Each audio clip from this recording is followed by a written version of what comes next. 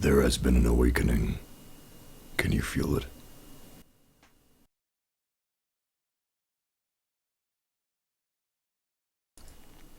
Welcome, massive family.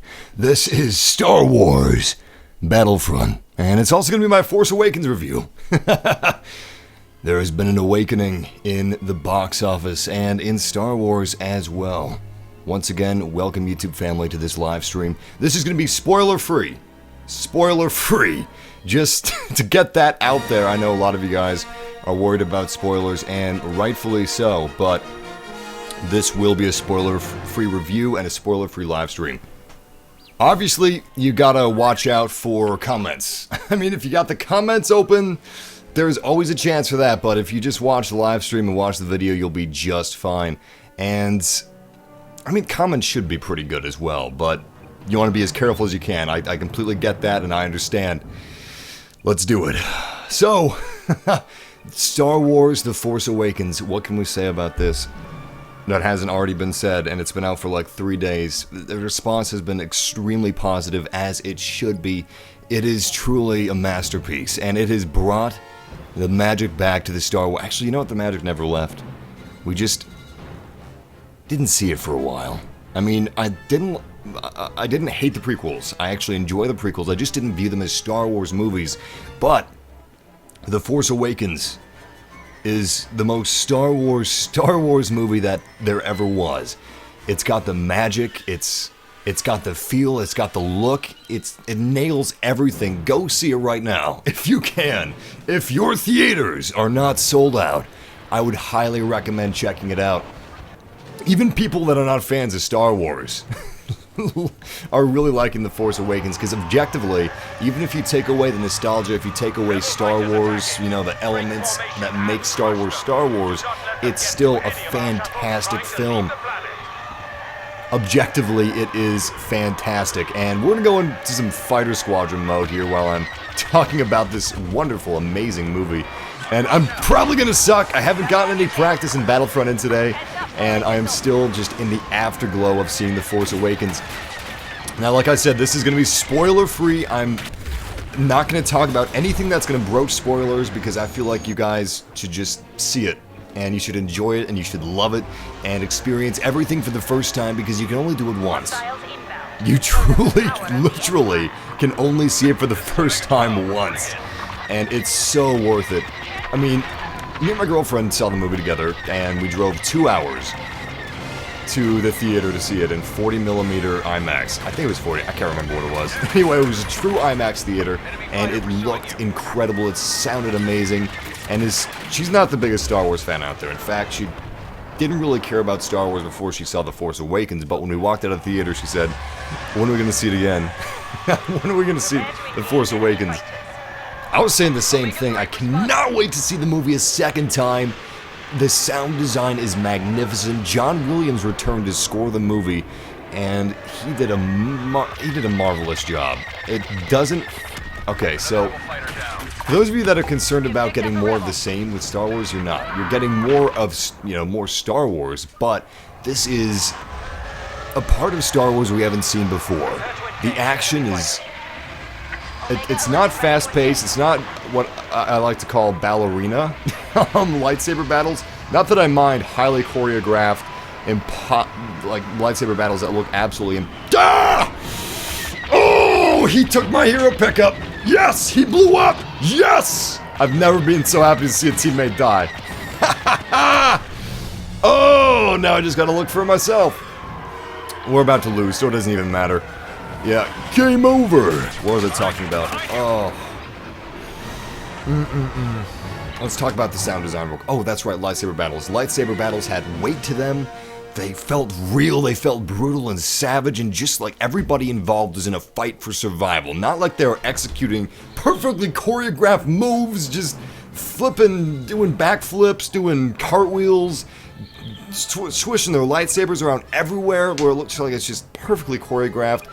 None of that prequel lightsaber fights. This is good old-fashioned original trilogy lightsaber fights with an added layer of just savagery and realism that they couldn't do before because the technology wasn't there. It feels like the lightsabers are real. It feels like the blaster fire is real. Most of the movie was done with practical effects. If like every part of the movie that they could was done with practical effects. The prequels, the story, in my opinion, was kind of just there to further the visuals and the Star Wars merchandising war machine. But here, the visuals, the sound design were there to further the story. They were there to tell a story, and they did. The visuals in themselves alone told the story. If I sat there with earplugs, I would have been able to understand it perfectly, which is an old-fashioned way, an old-fashioned hallmark of great filmmaking and storytelling, is if you're able to understand and appreciate the movie and walk out satisfied even if there wasn't any sound. Obviously, that doesn't apply to all movies, but it does apply to some movies like Mad Max, Fury Road, which was amazing, and also Star Wars The Force Awakens. I can't believe I made that. I thought I was going to crash last moment. But yeah, the visuals were amazing. They used mostly practical effects, and they filmed on location, not in front of a blue screen like the prequels. Everything looks real. Everything feels real. You're going to forget if you just come into that movie with an open mind and, you know, put any cynicism and wanting to hate it out of your mind, because some people walk into a movie wanting to hate it. Like people walking into a superhero movie being like, "Oh, I don't like superhero movies, so I'm not even gonna give it a chance. I'm just gonna say it sucks and sit in my seat and just seethe the whole time." You know, walk into it with an open mind and just let it in. Let it in. Oh man, I'm having trouble thinking about what I want to talk about because I just want to see it. That's all I want to do right now is just go and see it again. Oh, I was talking about practical effects, and I don't even see... I'm looking for the hero pickup, that's why I'm kind of just flying around wasting the beginning of this match, but I'm not seeing it, so I'm just going to go after some of these enemies. Which I should have been doing from the start, if I'm being honest. Oh, yeah, there's a Slave One. I'm not seeing Millennium Falcon, which is what we would have been flying in if I were able to get that hero pickup. But hero pickup looks like it. Yeah, there's the Millennium Falcon. Crap.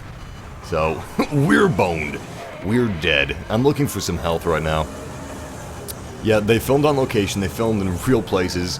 And the wreckage of the Battle of Jakku that we saw on the planet of Jakku, which, you know, some of the Force Awakens movie actually takes place on the planet of Jakku. So we're able to see the remnants of this massive battle. Fallen AT-ATs, AT-AT walkers, you know, Star Destroyers, Super Star Destroyers. It looks like they have... The wreckage has just been there for the past 30 years that it has in this story. There's a couple different... You see a couple different areas of civilization. It's not all a barren wasteland throughout the movie, and those pieces of civilization that you see feel lived in. Everyone there feels like they have a purpose. They have a place to be. They are just living their lives, trying to survive. And the First Order feels menacing. The First Order feels super menacing and super awesome. This movie reminded me of Mad Max Fury Road a lot in the fact that it's had a clear purpose and a clear sense of direction and a sense of vision. And that's something that I look for, or subconsciously I look for when I'm watching a movie. And I definitely got that here. Everybody's motivations were clear. They stayed true to who they were in terms of characters. We had no cheap surprises or cheap nostalgic cash-ins or anything like that. Aside from the visual effects, which is what I've been talking about, the sound design was incredible. One of the best pieces of sound design that I've seen in any movie ever. Like, seriously, Disney had the money to get the best and the brightest in the world to work on The Force Awakens, and it showed. They definitely got them, and they made this movie. They made exactly the movie they wanted to make, and the Star Wars movie that the fans have been wanting for a very long time. Harrison Ford was fantastic, reprising his role as Han Solo. And so was Carrie Fisher as Princess Leia, but the newcomers were also amazing, like incredible. I was on the fence about Boyega and Rey. Well, Boyega was named Finn in the movie. I was on the fence between Finn and Rey. But the newcomers and the new faces of Star Wars were in good hands. They're fantastic. They're awesome. and very believable too in their roles. Never once did I feel like I was watching actors and actresses on the screen. And I never really thought about how I was watching a movie, because the way that that Finn and Rey interacted was very natural. I like the script a lot. It's gonna be fun for kids growing up with The Force Awakens as their Star Wars movie, as their Star Wars cinematic universe instead of the prequels. Even though it didn't do what the prequels did. You know, it didn't have a lot of flashy action for no reason, it didn't have a lot of jokes, and the comic relief was natural. You didn't have a comic relief character, a designated comic relief character. BB-8 wasn't even a designated comic relief character, which would have been the only possible comic relief character we could have had. BB-8 instead, I'm doing terrible, I need to start concentrating. BB-8 instead was cute, but had a purpose along with everyone else. No one was just there for a cynical cash grab reason. And like I said, Finn and Rey were believable. They were great, wonderful actor and a wonderful actress. Very Star Wars as well. And it's fantastic. Go see the movie. Let's see what people are saying in the chat room. Just came back from watching the movie. So good. I know, it's fantastic. Yep. Snoke was definitely sinister. I'm not going to say anything spoilery, but Snoke was definitely very sinister. Also, if you're worried about spoilers, there will be no spoilers in this live stream, unless you look at the chat. I mean, there's always a possibility of doing that, or if it's in the future and you're looking at the comments, don't, for those of you in the chat room, don't go to Twitter, don't go to Instagram, anything else. Don't even go to Google. Don't use Google for Star Wars thing. Don't do it. It's not a good idea. It's really not.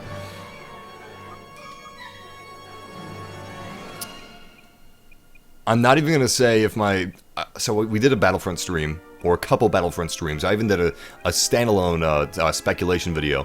I'm not even going to talk about my speculation yet. I'm going to wait like weeks. I'm going to wait weeks before I talk about my... like, if my speculation was accurate or not. What's my least favorite gun in the game? Battlefront. My least favorite gun in Battlefront?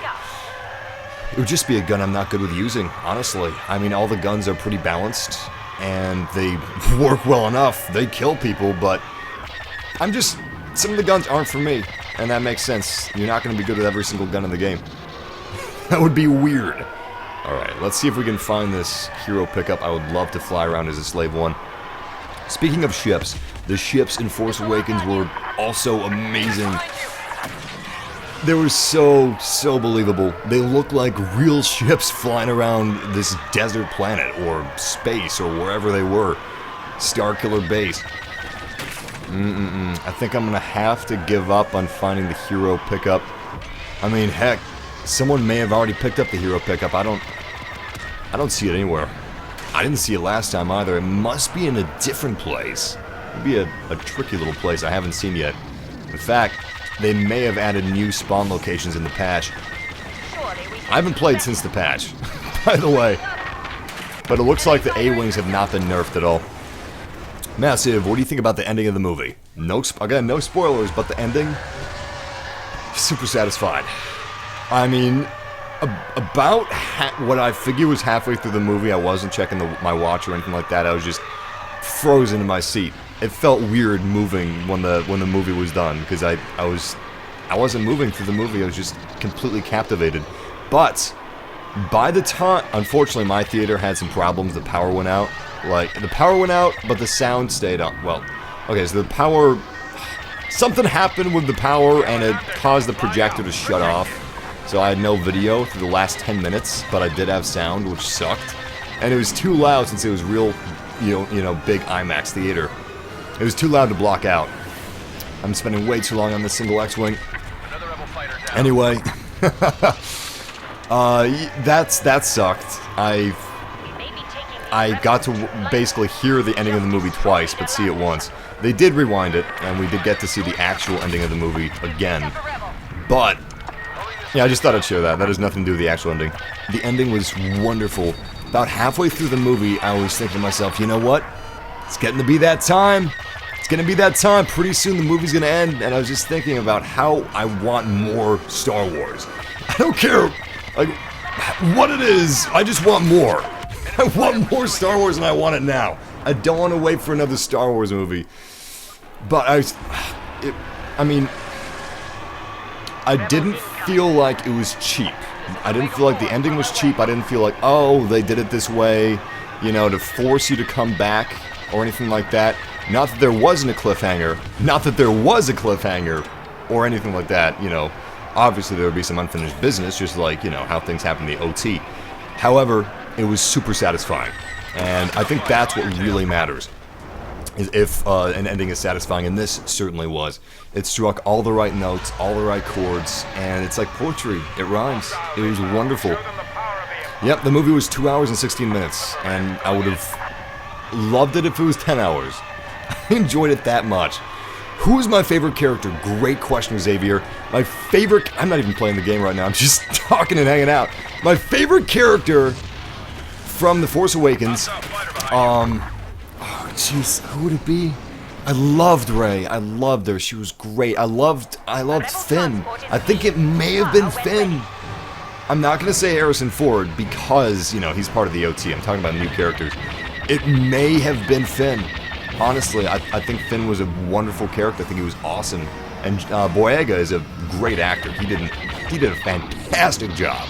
I can't think of anybody off the top of my head that could have done a better job than he did. I loved Kylo Ren. I thought he was a great character. He was a very interesting character, by the way, Kylo Ren is. Without going to any spoilers, he's a very interesting character, and I need to go to another game mode and start concentrating on the game. It's just been me losing. Alright, now that we've gotten the bulk of what's going to be the structured review out of the way, let's just dive into the afterglow and start playing some Battlefront.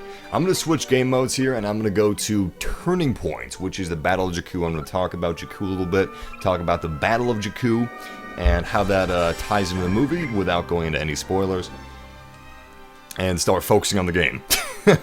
Welcome everybody that just joined up with this live stream. Mass, if you could have had any color of lightsaber, what would it be?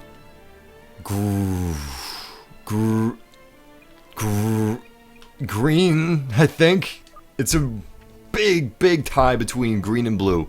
I love green lightsabers, but I love blue lightsabers. My two favorite lightsabers, Qui-Gon Jinn's and Obi-Wan Kenobi's, are green and blue. So it's really difficult to choose between the two. I also love Luke Skywalker's lightsaber. Alright, Turning Point. This is Graveyard of Giants and the Battle of Jakku. This happened 29 years before the events of The Force Awakens. And basically what the Battle of Jakku is, it took place a year after the Battle of Endor. The rebels were tipped off with intelligence that there's a secret weapons base, a secret Imperial weapons base on the remote desert planet of Jakku. So they sent all their forces to just crush the Empire and obliterate this secret weapons facility, which was a massive weapons facility. So when the Empire got wind that their perimeter defenses were obliterated by the rebels, they sent every single piece of their fleet that they could to Jakku, even though their fleet was scattered and broken and severely debilitated since the Battle of Endor. They still went to Jakku and fought, and unfortunately lost, because the rebels blitzkrieg straight to the center of the weapons facility, annihilated it, and the Empire was never as strong after that. In fact, the rebels won, and they basically took over the government with the Republic and everything like that in Force Awakens. And you have just small military-esque factions. This guy tried to throw a grenade to stop me from going in there and taking the airspeeder. I was here first, man. I didn't even use a jetpack. Talk about being a baby. Throwing a grenade, trying to kill me. Yo, I don't even do that, and I'm streaming. All right. Anyway, back to the Battle of Jakku. Yeah, you see Jakku in the movie. Obviously, you've seen it in the trailers, and it's awesome seeing the remnants of that battle in Battlefront, seeing parts of that battle, seeing parts like of that stuff in the movie, seeing these super Star Destroyers, these AT-ATs, these regular Star Destroyers, and everything else. It's so awesome. I only have laser blaster fire, so honestly, I'm better going off on human targets instead of that AT-ST Chicken Walker, because he's got a little too much armor for me. A little too much. Alright, I need to get a good sweep. I need to get a good laser run. So I'm gonna go off a little bit. There we go.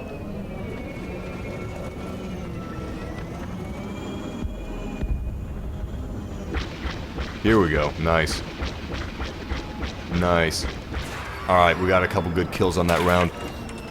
Massive, did you catch the cameo? I've heard of the cameo of Daniel Craig. Again, that's not spoilers, because, you know, that's been a rumor since, like, we got the first teaser. For like a year now. That's been a rumor. Anyway, I did not see that. I did not see that. I thought that was a lie. I thought that turned out to be false, because I don't remember seeing...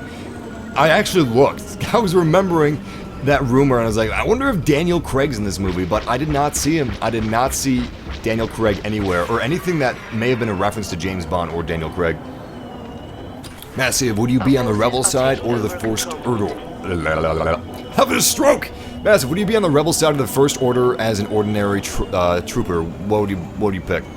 That's a difficult decision, honestly. From what I saw of the First Order, the fact that the Galactic Empire is no longer the main governing force of the galaxy, I can't say that I would pick the First Order.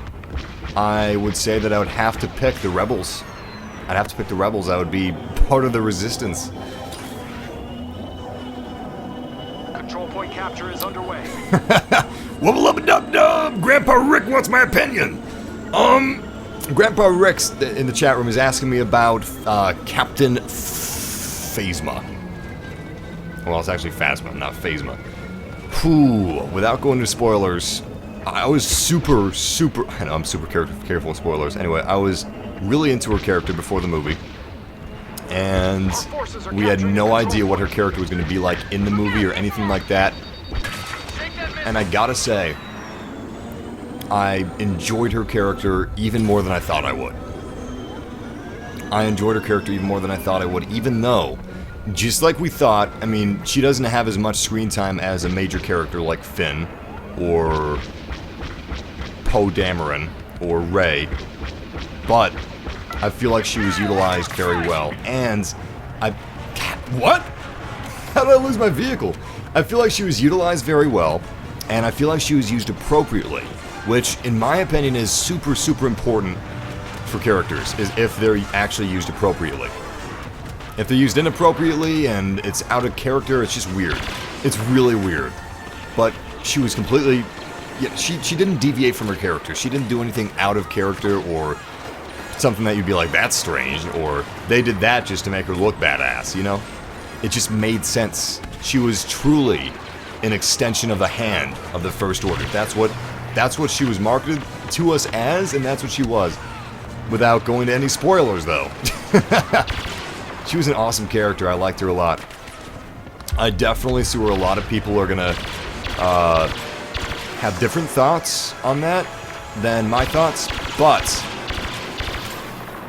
those are my thoughts. Those are my thoughts, and that's how I feel about the thing. What's my favorite Star Wars ship? In general or from the movie? If you mean in general, it would have to be the Outrider or the Millennium Falcon. And if you know what the Outrider is, it's pretty close to the Millennium Falcon. I mean, it's piloted by Dash Rendar, who's kind of like Han Solo. That's not a ship from The Force Awakens, by the way. That's from Shadows of the Empire. Would you want to become a Jedi? And if so, why? Well, I'm going to take that as a serious question. If I would become a Jedi, seriously, or if I would want to, why would I?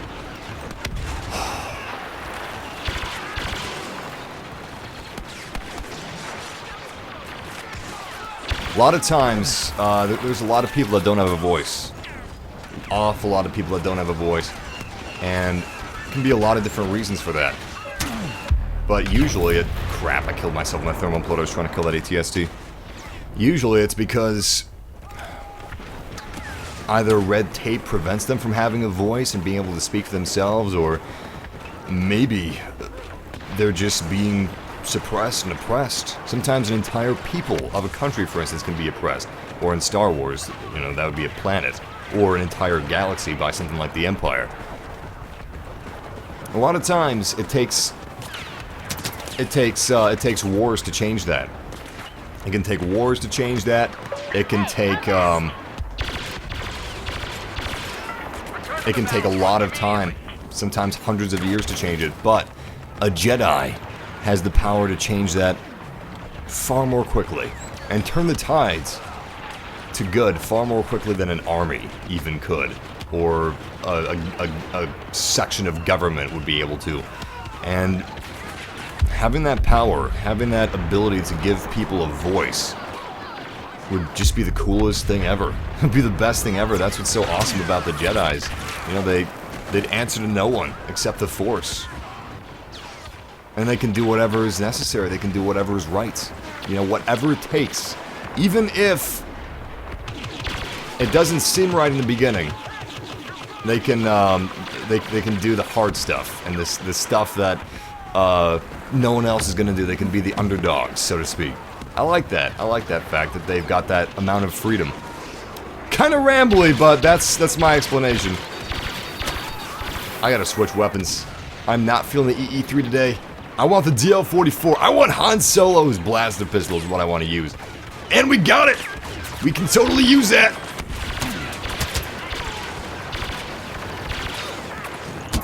Crap, I didn't even see that Stormtrooper there. I was getting kind of nervous, like, where are the Stormtroopers right now? Alright, so we are switching this blaster rifle for the DL-44 blaster pistol. And this is the final control point in this game mode. This entire map is turning into one single kill box centered around this single control point. It looks like we're going to lose because we only have 30 seconds left. And we have definitely not, like, captured this thing. We're not close to capturing it. Control point. Nice, nice. We got a kill. Throw my imploder away. Come on, baby. Come on, come on. Yes! It's going to get me a kill. Watch this. Ha ha ha! Double kill from the grave. Good stuff. That was really good stuff. Alright, I am moving up on my teammates, but we've got like 5 seconds left. It's looking bad. We got a chicken walker right above us, and we are under heavy enemy fire. Unfortunately, that is a defeat for the Rebel Alliance. This is not a canon battle. We joined toward the end of that battle, but we did get 14 kills and 6 deaths and score 2.3 thousand, so we didn't do bad at all. Yep! This is also double score and credits weekend for Star Wars Battlefront. So if you've got Battlefront, see if you can check it out today or tomorrow. Yo, Massive, what is the next movie/movies that you're looking forward to seeing? Honestly, Steven, I can't even think about other movies right now. All I'm thinking about is when I'm going to see Star Wars again. I saw Guardians of the Galaxy. I enjoyed it so much that I saw it like 4 times in theaters. And I'm not even kidding. I did see it 4 times, maybe 5. Definitely 4. Actually, let me count. 1, 2, 3, 4, 5 times. I saw it 5 times in theaters. I don't know how many times I'm going to see Star Wars Force Awakens in theaters, but it's so worth it. It's such a pleasure and it's such a joy. And I know that I'm gonna enjoy seeing it again. Like, it's gonna be a profound experience where I don't know that going into another movie. Obviously, I'm gonna see other movies, you know, in the next month, 2 months that I am looking forward to seeing, like The Hateful Eight or The Revenant. But Star Wars, The Force Awakens. I know. Some of you guys are talking about how awesome it would be to be able to play as Captain Phasma or Kylo Ren. I would love, like, a Force Awakens Battlefront. I really want to play as Kylo Ren, or especially Captain Phasma, or Rey, or Poe. Playing as Finn would be really cool, too. I would love to play as Finn. I love his jacket. It's an awesome jacket. Massive, was this movie as good as I thought it would, or was this movie as good as you thought it would be? Okay, so I had some expectations going into this movie, right? I had some big expectations going into this movie because I was a huge fan of the teaser trailers, both of them. And then when the final trailer came out, it was perfect. It was the best trailer I have ever seen. And I've seen a lot of trailers. I'm a big fan of trailers. I watch trailers even if I've seen the movie already. I'll watch them dozens and dozens of times. Alright, so I'm going to find another way in. That's actually a little difficult. I'm going to grab this pickup and... I forgot I was fighting with the Empire and those were rebels. Oh no. Oh no, we gotta start focusing. And we did okay last time, actually. Last game at Turning Point, if we were there since the beginning, we would have gotten a pretty good score. So we just gotta keep that up. and bring a victory for the Empire. But back to my expectations, and if my expectations were fulfilled. Yes, they were. And then some. I tried not to have too many personal expectations for the movie. Crap. Mainly where I had expectations for the movie was Disney doing the best job that they possibly could. That's all that I was expecting, really. Was Disney to make the best Star Wars movie that they were able to. The best Star Wars movie humanly possible. And they did. They made the best Star Wars movie that they possibly could. And it's so good. It's so fantastic. And I'm actually like super proud of it. I have nothing to do with it, but I'm super proud of it. And it makes me happy to be alive in a world that has Star Wars. It's so inspiring, the movie is. It takes place in a galaxy far, far away. A long time ago. And I'm pretty sure the humans aren't even humans. They're just aliens that kind of look like humans, but it's still got so much human spirit, so much humanity, you know? It's a film that you can identify with and feel. You can feel this movie. I like that a lot. That's how I view the Force. That's how the Force is. It's all around you, and that's what Star Wars is for me. That's what Star Wars is for a lot of people, and that's what The Force Awakens brought back. We had that magic missing for a while because of the prequels, which were fun movies. They were good movies. I enjoyed them, but I just don't really view them as Star Wars movies. They didn't have the same magic that this movie did. This movie had that kind of magic in spades. As it should. As it should. Disney has the money to hire the absolute best people in the world to make a revolutionary movie, and I feel like they did make a revolutionary movie here. Especially in terms of cinematography. The cinematography in this movie was just stunning. It was so visually interesting. My eyes were loving it. It is a treat for your eyes. And not just the set design, not just the art design, but how the cameras actually move. It doesn't feel like, oh, this is a camera, it's moving on a dolly, going like this, you know, beep boop bop. It feels like, I don't know, like you're seeing it through the Force. You're not seeing it thanks to a camera. You're just seeing and experiencing what you need to see and what you need to experience and everything that you need to gather from whatever is happening in a scene. And I really appreciated that. I was super curious how they're going to do the cinematography, because the original trilogy, I mean, they are perfection for when they were made. Obviously, they are going to get older, and they will never get younger. They were made in the 70s and 80s, and you can't change that. They will always age. But they've aged very well because they were so innovative for the time that they were created.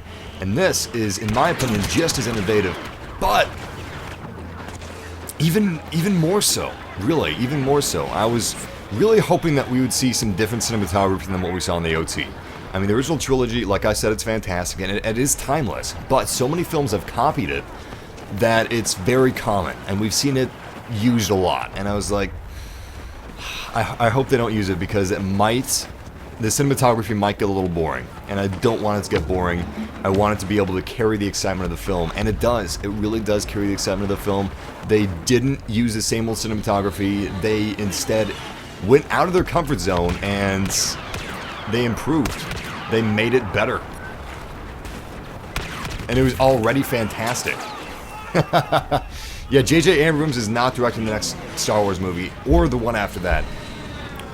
I don't think that's a bad thing, in my opinion. I don't think it's a bad thing. Honestly, who knows how much better the prequels would have been if George Lucas would have just directed one of them. Though J.J. Abrams did a far better job than Lucas did. So, I can understand, like, some of you are probably like, what? That comparison doesn't really make sense. You're right. You're right. The Star Wars movies and universe is just so large that it can definitely, we could definitely have another director, and I would love for the second Star Wars movie to have a different feel, just like Empire Strikes Back had a different feel than A New Hope had. Same with Return of the Jedi. I thought that was a regular thermal detonator, not a thermal imploder. Thermal imploders can get you behind cover.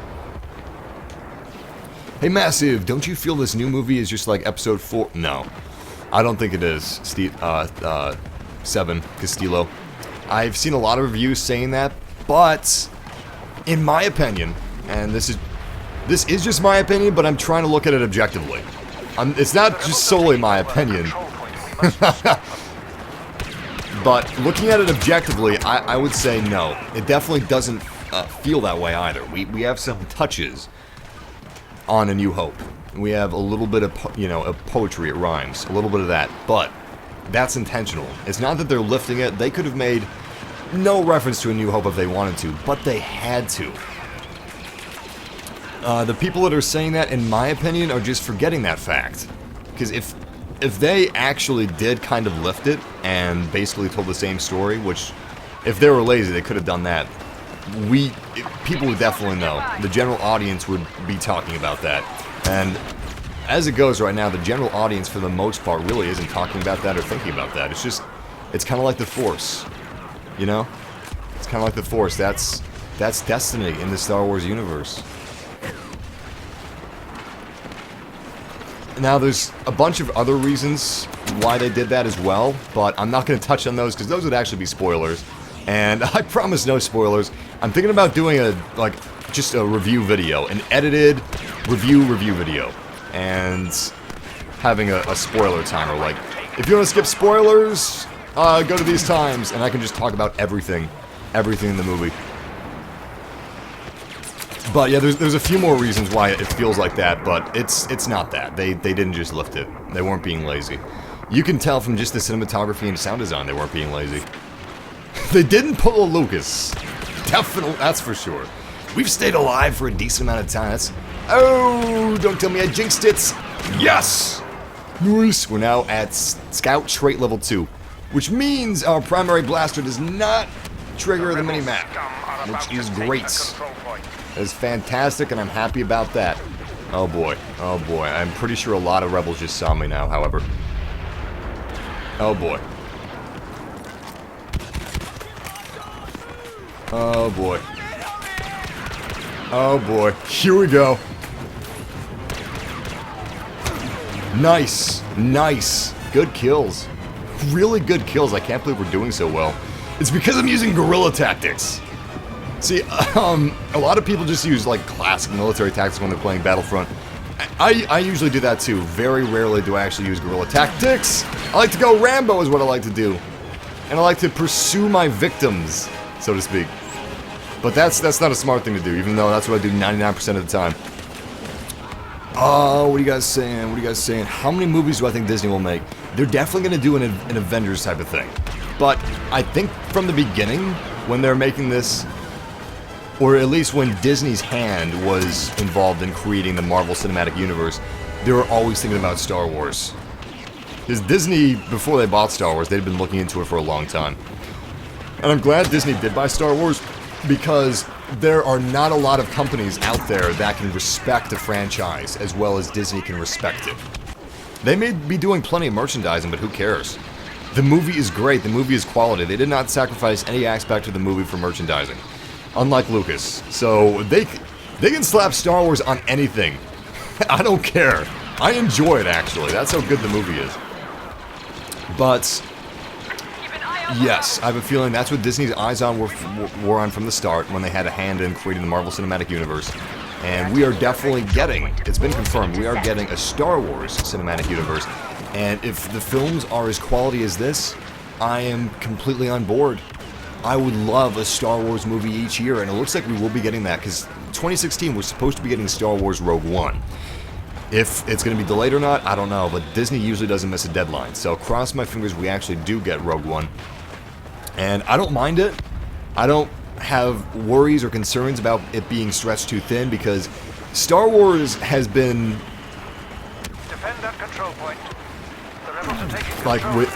let me think of a way to say this. Star Wars has had tons and tons of extended watching, reading, and playing material from the beginning. So the universe can take it. You know, there's no shortage of awesome Star Wars stories and Star Wars films and games that can be made. There's no shortage of that. The only thing is making it well. It's the only thing that you need to do is make it well. And Disney has the money and Star Wars has the pull to have whatever team of super skilled writers, directors, and people that they want involved. Like, this is the only thing that could actually make this work. like a Star Wars movie every single year. With tons of games coming out, tons of books. Star Wars is the only franchise that could do it. And they can do it very well. It's going to be awesome.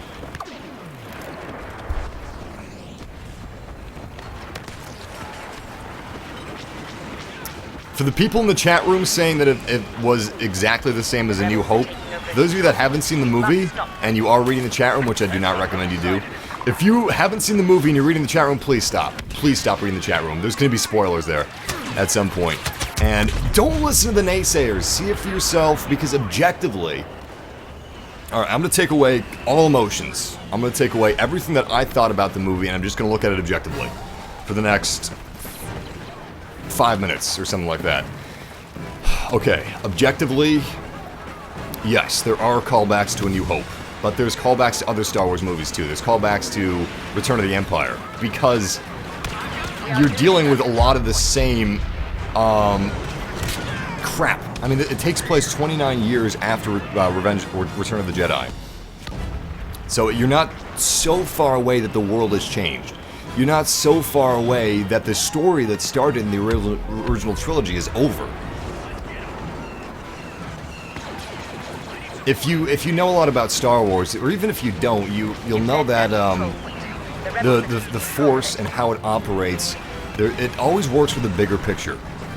It's kind of like what Yoda said, the Force is all around us. And how destiny works in the Star Wars universe is like definitely connected with the Force. And everything that has to do... You got lucky!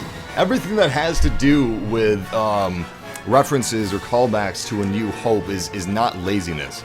And the film is definitely not A New Hope all over again. It would be like saying that...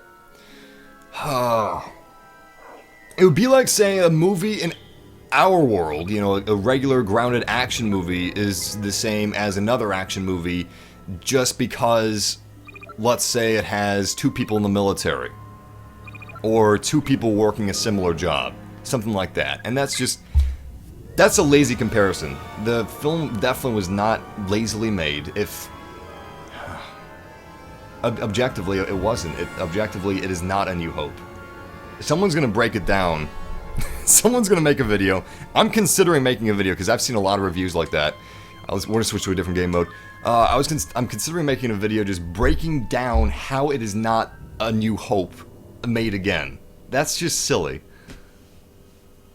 And I'm not gonna keep talking about that because it's not true. That's silly to say that, and there's callbacks and stuff like that. But if you understand filmmaking and if you understand Star Wars, you'll know that it's not A New Hope with a new coat of paint. It's far, far from that. And don't listen to people that are saying stuff like that. Listen, if you're gonna read reviews before you go see it, read the objective reviews. Read the people that look at the film objectively and leave their emotions out of it. Granted, I haven't left my emotions out of it in this review, but that's because this is a very lax review. If I might make a review that's like an edited review, an edited video, where I write a script and lay down all the things I want to talk about, but this is just a simple, no spoilers.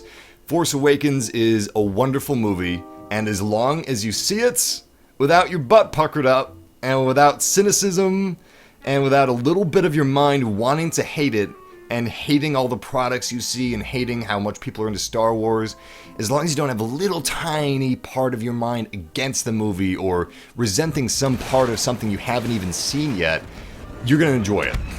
But if you walk into the movie, and you don't just let it in, and you have hang-ups about it, then obviously you're gonna be tainted. You'll be seduced by the dark side of the Force before you even see the movie. And that is not the way to see Star Wars The Force Awakens. Just let it in. Seriously, just let it in. Tell us how you feel about Han Solo. Did such a good job. Harrison Ford did such a good job reprising his role as Han Solo. Loved it. Loved it. He was so cool. So cool. Millennium Falcon was awesome too. So was Chewbacca. Chewbacca was awesome. Everything was just awesome. A lot of people were worried about... A lot of people were worried about Harrison Ford and Carrie Fisher and Mark Hamill reprising their roles, but they were they're so talented. Carrie Fisher is a very talented individual, so is Harrison Ford, obviously, and so is Mark Hamill. Personally, I'm a big fan of Mark Hamill, but yeah, they reprised their roles wonderfully. It didn't feel like, oh look, Carrie Fisher's being Leia again. It didn't feel like, oh look, here's Han Solo, here's Harrison Ford being Han Solo, look at that, there's Han Solo. Isn't that neat to see Han Solo? No. It was all in service of a story. And we have just begun. It has just begun. We have not seen a lot of the story so far because there are things that you're not going to understand about The Force Awakens until some of the future films come out, just like the original trilogy. And I think that's awesome. And when I say just like the original trilogy, I don't mean that they're mirroring it and that they're using ideas from the OT. They're not doing that. What I'm saying is they're doing everything in a very Star Wars way.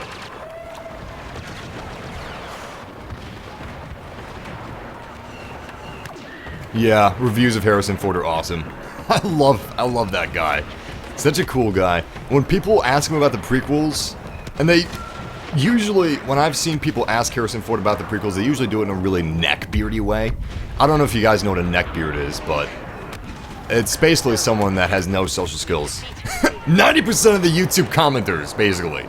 Just picture 90% of YouTube commenters and Redditors. Luckily, we only have 10%. We only draw from the 10% for our massive family. But, oh god, I'm gonna blow up. I did not! Somehow I did not blow up! Look at this, there's a little Ewok! Oh, he went back in his hut.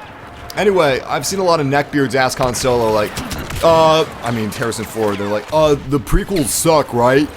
The prequels suck. Fuck the excuse my language. Screw the prequels. George Lucas sucks. Donkey dick. Am I right? Harrison Ford, huh? And he's like, I'm not gonna say anything about George. George has been very good to me, and he created Star Wars, and I've seen a lot of kids, enjoying the prequels, so I'm not gonna... And then the neckbeards are just used to like, oh, okay. George's got it by the balls, he's not gonna say anything. God, you know what? I do not like people. I do not like people. I am not a people person because people are assholes. They're cynical, they want to hate everything, and they're just not happy. And they don't want anybody else to be happy if they're unhappy, and it's just so sad. So sad. Anyway, time to play the game and read some of the chat room. I'm gonna go back to one of these objectives and hold it. Hold the line. This one over here. Hostiles in the area. But before I end my rant, life's too short for that type of stuff. Life's too short to be unhappy and cynical. Just crap. I couldn't aim high enough to hit the ATSD. The turret that I was in, the anti-vehicle turret, only rotated and turned like upwards of his legs, like the joints in his legs, and that's it. But yeah, life's too short. Just be happy. Don't worry about what other people like. Don't worry about what they don't like. If other people like something, that's great. That's great. That's awesome that there are things that bring people a little bit of happiness. Don't be cynical about it and just like hate it because people like something. That's so sick. Like literally, you got problems. I've seen a lot of people hating on Call of Duty because people like it just because it's popular. They haven't even played it. And I'm like, are you serious? Hey, you need to rethink your life, because obviously you've got some problems. I don't know what's going on, but I actually do feel for you, man, and just take some time and look at yourself, look at your life, and think about what you're doing with it. It's just so weird how people are hateful about things that people enjoy. I don't understand it, and I never will. I also don't understand how I'm supposed to use this speeder. Like, how am I supposed to use that? It goes really, really fast, and I mean, you can't use the speed to your advantage when you're in such a dynamic battlefield like this. Is the Binary Sunset song in Force Awakens. Maybe a reprisal, but the actual, like, Binary Sunset song itself, I don't remember hearing it. Maybe on my second viewing. However, John Williams did a wonderful score, and we didn't have any moments where it was awkward and the music was out of place. The music was super Star Warsy, super John Williamsy, and very quality, but none of it was out of place. It just felt so good. The movie I mean, the music fit the movie perfectly. But we still had, you know, we still had some awesome Star Wars moments with some super recognizable Star Wars music coming on. And that was a lot of fun. That was really cool. Yo, Massive, I saw on the Xbox One that there was $20 off for Star Wars Battlefront, but my dad says if I wait for Christmas, I can get the deluxe edition. Anthony, if your father wants you to wait until Christmas for Battlefront, he probably just wants to make it special for you, man. He probably just wants to make it special for you, and that's really cool. That's really cool. He probably, like, doesn't, like, want you to wait to, like, he doesn't want you to wait to have fun, you know? Parents love Christmas, man. Parents love Christmas, but don't tell them not to get the deluxe edition, okay? Save the $10. The deluxe edition is not worth it, man, trust me. All you get is an exclusive emotes, and that's it. The rest are early unlocks. And it's better if you save your money and you just get Battlefront standalone. I was really excited. I almost bought Battlefront Deluxe Edition when I was looking to buy Battlefront. Well, I mean, EA sent me a copy, but before I knew that they were going to send me a copy, I was going to buy the Deluxe Edition until I discovered that it's only $10 for early unlocks. And it doesn't even take you to unlock them. You know, it takes you maybe 2 days of playing Battlefront, 3 days, something like that, before you get all the weapons. And it's really cool when you finally get Han Solo's blaster. You know, you work... Oh! Where is it?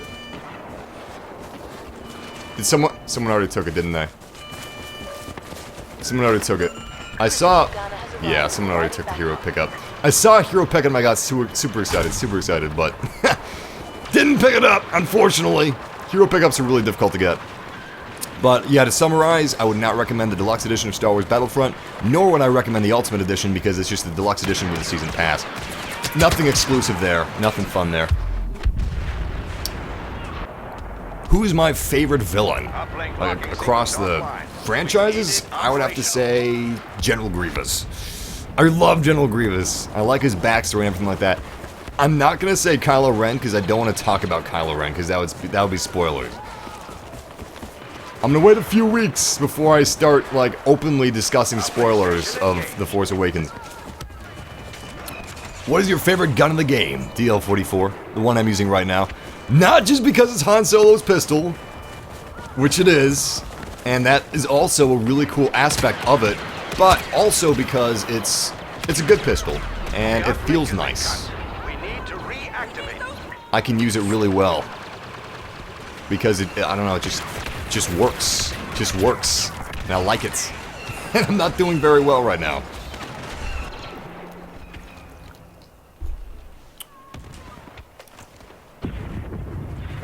I do not like Jar Jar Binks. I don't know of anyone over a certain age that likes Jar Jar Binks. Luckily, there's no Jar Jar Binks-esque character. Not saying Jar Jar Binks isn't in Force Awakens, but there's no character like Jar Jar Binks in the, like, how he was in the Phantom Menace in The Force Awakens. Thank God. Because that was just out of place, it didn't feel like Star Wars, and Jar Jar Binks was just not a very Star Warsy character in my opinion, and damn it! I got 2 blaster cannons in a row! 2 blaster turrets in a row, which I do not want any blaster turret unless it's automatic, because blaster turrets are just useless. You stand behind it until you die, is basically what happens. I have not been playing the objectives as much as I should.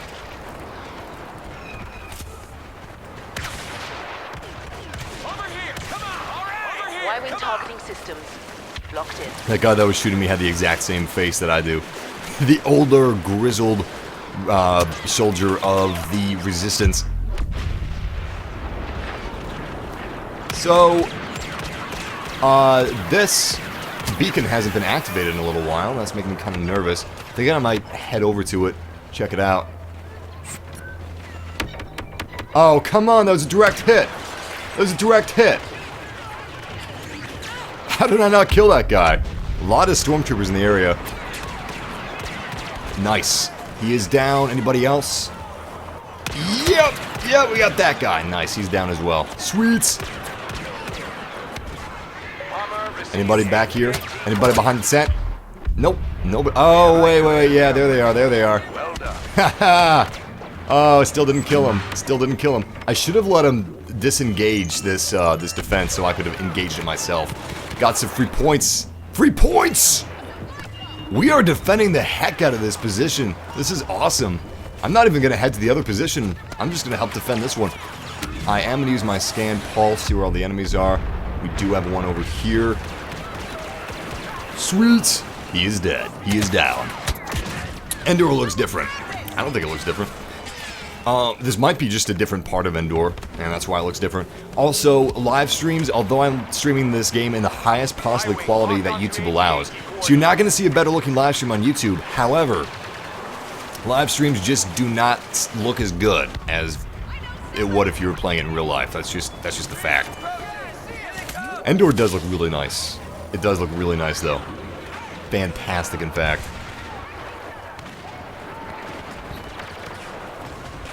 Not a lot of close Stormtrooper activity. I was thinking we'd have some troopers just a little closer than this. Yeah, I better get out of there. They're gonna start targeting me. Oh boy. It says I have some really close people on my minimap, but I just don't see anybody. I'm gonna toss my blaster cannon and pick this thing up. Ah! It was an ambush! It was a trap!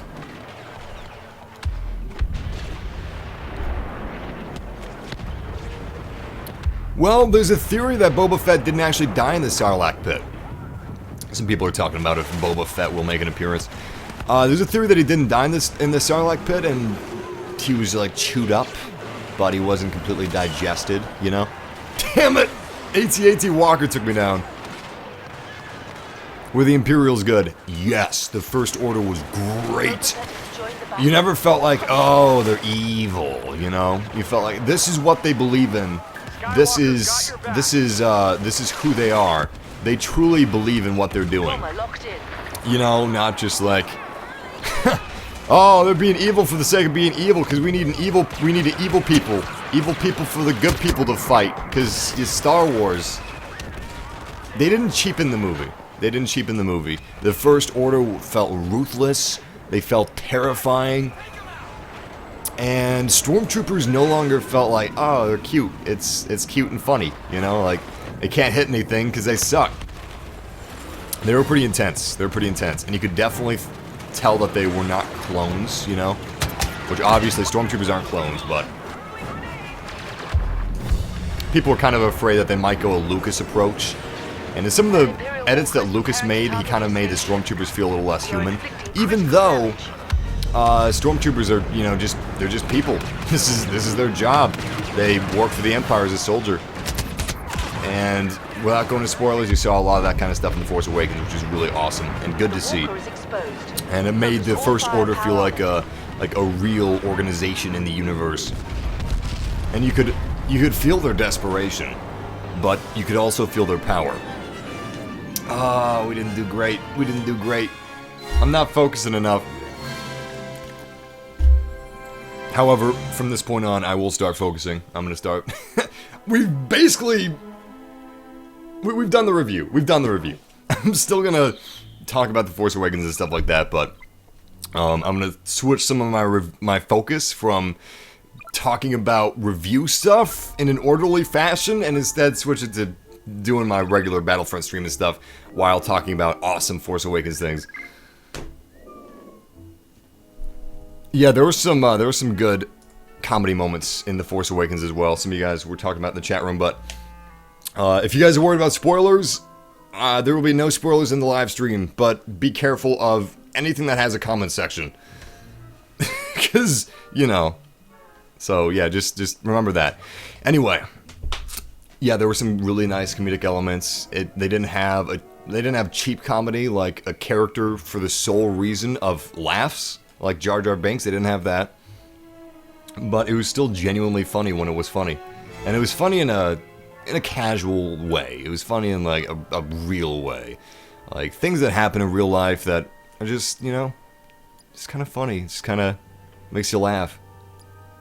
And that's great. That's exactly what the humor should be in a Star Wars movie. That's what it usually has been. Please, Disney, please give us some non-George Lucas edits of the original trilogy. I want super high quality Blu-ray of just the films. Just the films. Maybe with some improvements, but none of George Lucas's improvements, please. I don't want that alien band in Return of the Jedi. Please, just give me anything but that alien band. Just to give you guys an idea of what Star Wars was to George Lucas. Listen to this. Oh no. Alright, here it comes. It's called Jedi Rocks. Oh, that's not even the George Lucas one. Oh god. Here's the George Lucas one. This is the bad one.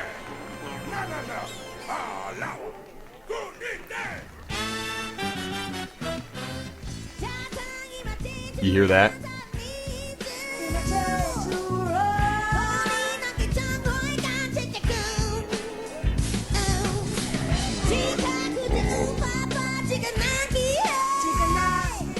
I'm gonna stop torturing you guys now, but that gives you an idea of how bad it is. I mean, you can't even see it.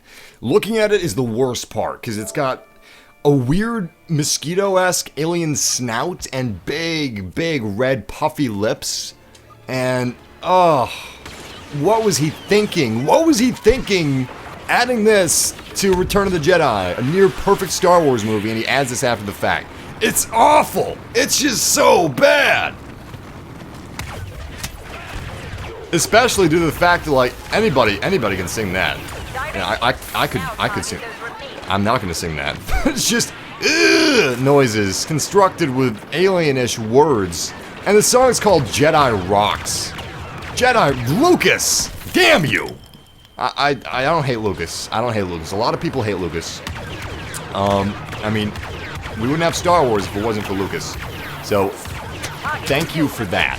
Thank you for that, but just stop messing with it. And he needs some people to keep him in line, which is why the original trilogy didn't look like the prequels. Because the prequels is what... I mean, you can see what he wanted the original trilogy to be. Through the prequels and through the edits that he made.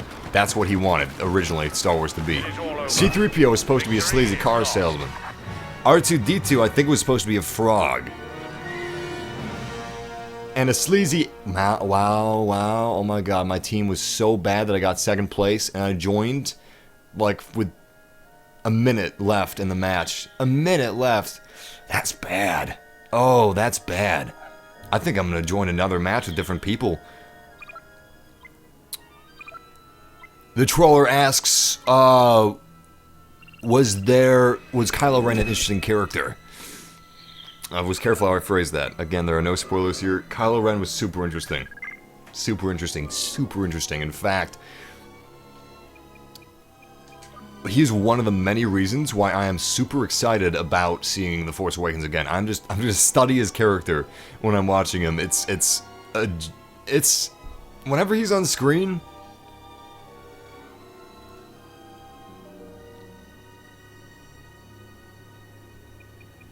There's just something in the air. The scenes that he is in is just... It's wonderful. It's captivating. Because he is such a complex character. He's such an interesting character. They did a wonderful job writing this character. They did a absolutely fantastic job with casting his character, because how he interacts with people, it's great. It's great. Without going into spoilers again, it's not a stupid character. It's definitely not. And when I say a stupid character, I don't mean like like he's a dummy in the movie. I don't mean that. They didn't make him a stupid character in the fact they didn't make him cheap. They didn't make him shallow. I was wondering if he was just going to be like something that the kids are supposed to find cool, you know? I didn't know going into the movie how much of the movie was going to be made because of merchandising. Luckily, it felt like none of it was made because of merchandising, and they made a good Star Wars movie, and that's all they wanted to do. And then they merchandised that, which is fine. That is the best way to do it. And great, I think I just joined the game I just left, which is my team is filled with terrible, terrible players. Awful players, because I joined 20 seconds before the match ended, and I got second place. I should not have gotten second place 20 seconds before the match ended. I also wish that I got Palpatine instead of Boba Fett.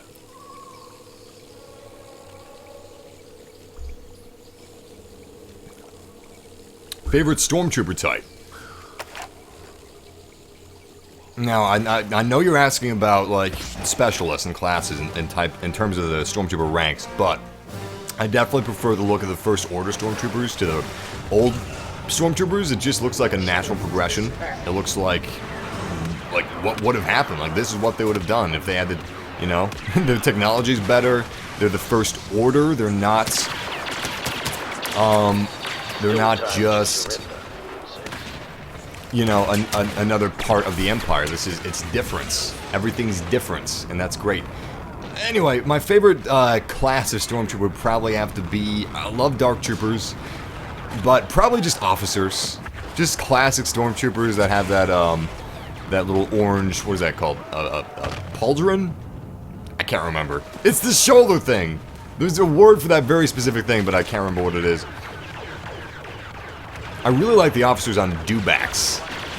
I think that's always really fun. Like mount for the Stormtroopers to have. Getting some great hits on Solo. I always get my man. That's my wonderful, just extremely accurate Boba Fett impression, by the way. My name is Boba Fett. How accurate is that? Very accurate! Supremely accurate! I don't like his flamethrower, I gotta say. There's a time and place for everything, and I have not used the flamethrower appropriately yet in this match, but it's still just not a very good weapon, in my opinion. Yes! All heroes have been defeated! We did it! We did it! The villains have won the round. Welcome, Mr. Ali, to the massive family. Thank you for the compliment.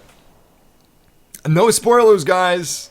Some of you asking me questions about what happened in the movie, but no spoilers in this live stream. I might do a review, a complete review on The Force Awakens, on everything I thought, because I would love to talk with you guys about it, but I can't. I can't right now. If I do a review for it, the beginning and end are going to be like spoiler free, and I'll tell you when you can skip in the video to avoid spoilers. But since this is a live stream, I can't actually do that, and I can't really control it like that, so I'm just gonna not do any spoilers anywhere. Oh, damn. I knew that was gonna happen. Leia came up behind me and shot me in the back. Oh, I should have spawned as a shock trooper. Damn.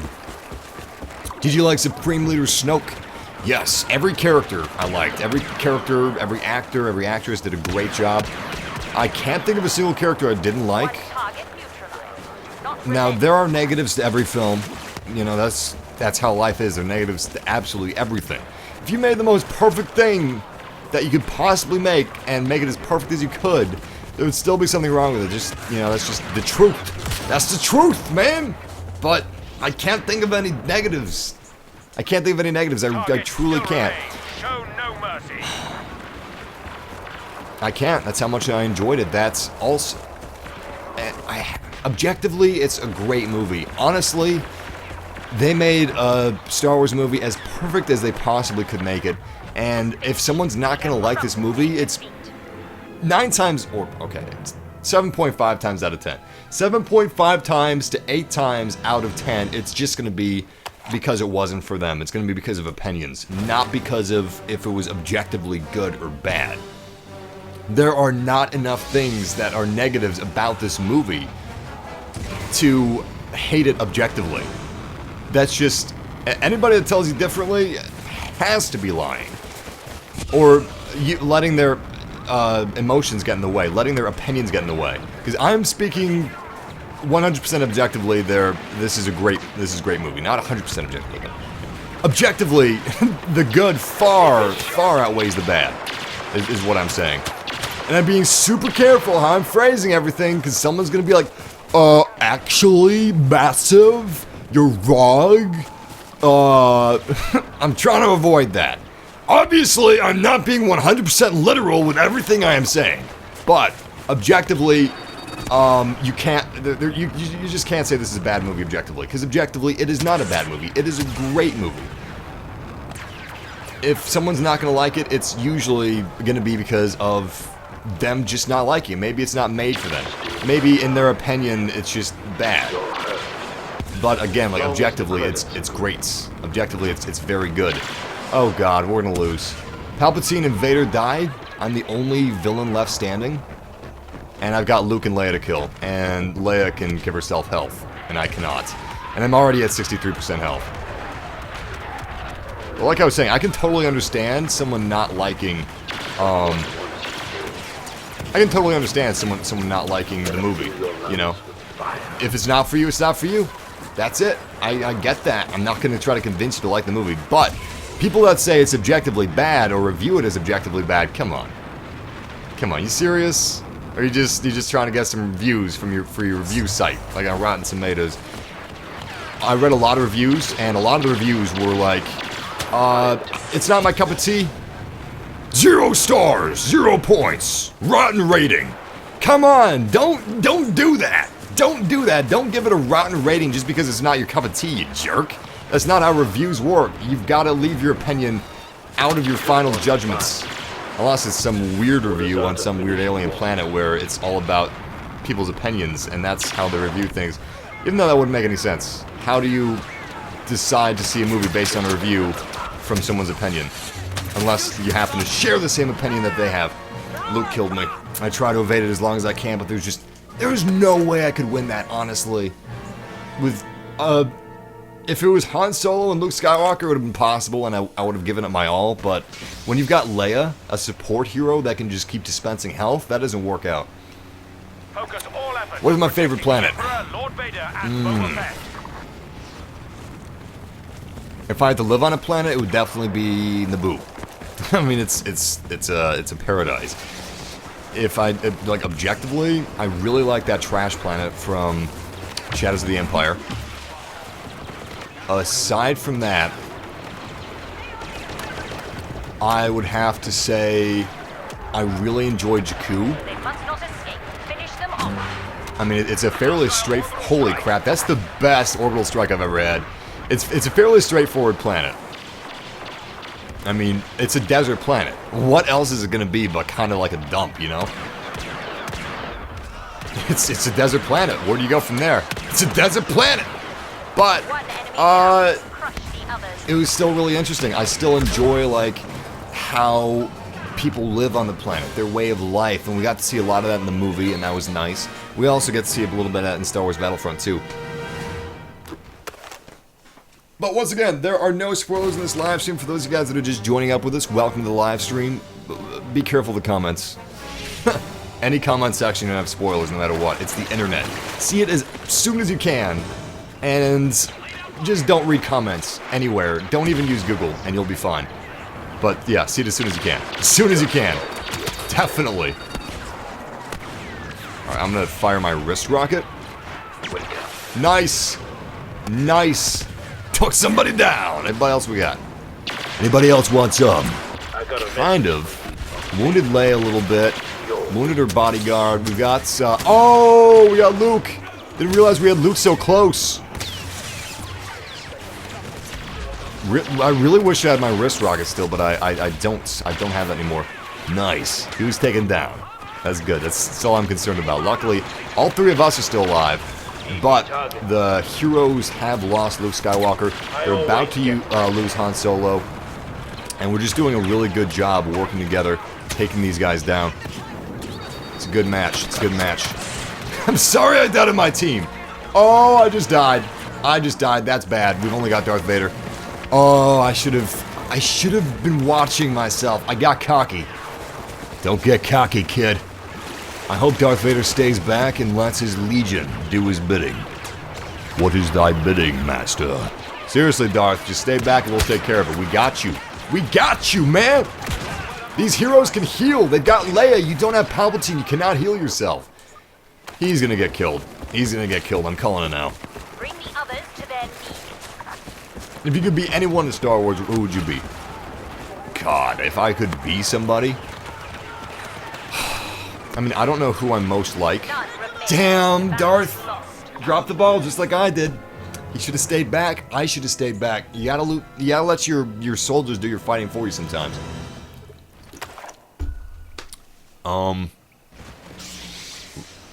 I think I identify most with Luke. Ensure the rebels cannot target the Emperor and Darth Vader. Boba Fett is with I think I identify most with Luke. Yeah. So, I guess that's who I would be most comfortable with being in the Star Wars universe. Absolutely sucked getting my hand cut off. Oh, God. Still, in the moment of when that happened, I mean, he had so much adrenaline.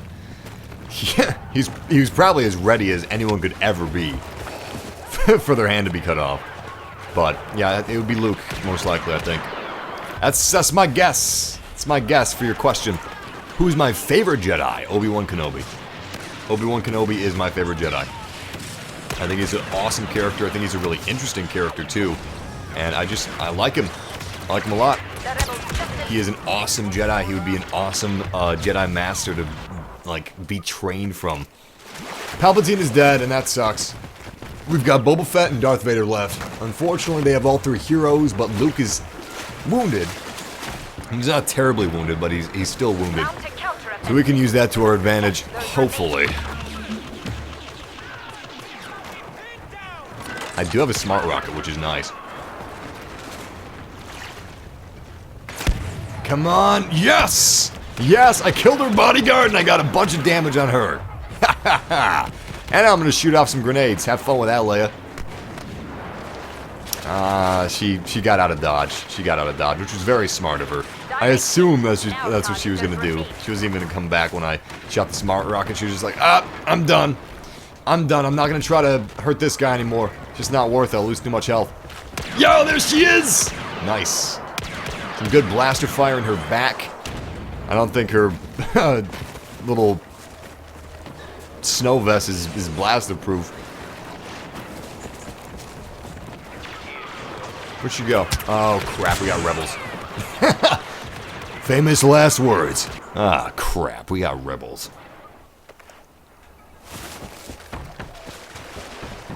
Do you think the app for the Star Wars Companion is useful? So there's an app for this game, and it's basically like a mini game. There's no in-app purchases, and it's kind of fun. If it's useful or not, if you mean for like leveling, if you're just looking to level as fast as you can, should have saved that rocket. No. Yeah, well, yes. Because you can do it when you're on the go. If you don't enjoy the game, then no. But if you enjoy the game, then yes. I mean, I just play it sometimes just to play it because I have fun with it. I think it's a nice little mini game. It's easier to get greater amounts of points just playing, however. To you, did it ruin the past chapters, or did it brighten your perspective of Star Wars? Thank you for that question. I actually wanted to say that, but I forgot. I forgot. It brightened my perception of Star Wars. It did not ruin the past chapters in any way. In fact, it makes me look at them more fondly. It'll take more. I love it. I love it. I think it's an amazing addition to Star Wars, and I didn't even know that we needed The Force Awakens. But now, it just feels so empty without it. Double teaming Luke Skywalker! Oh, triple team! You came to the wrong neighborhood, Luke. You came to the wrong neighborhood. I'm gonna go, corner him from the entrance. There he is. There he is! Good old Lukey boy, huh? Can't block a light, oh, no, crap. He can dodge it, though. I was gonna shoot a wrist rocket at him, but he just sidestepped it. He saw it coming. He was like, oh, he stopped firing his blaster. He knows. He knows. I just better get out of here. He's a ranged character. I'm a melee character. It's not gonna work out for me. I'm considering getting this health just so the heroes don't. I don't need it, and I'm sure some of my teammates need it, but I don't want anybody else to get it. I might just keep cover. I might just cover it, you know. Watch it, make sure no one gets it. And if I need to, I can grab it at the last moment. Palpatine should have gotten this. Yo, where's Vader? Vader could use this, I bet.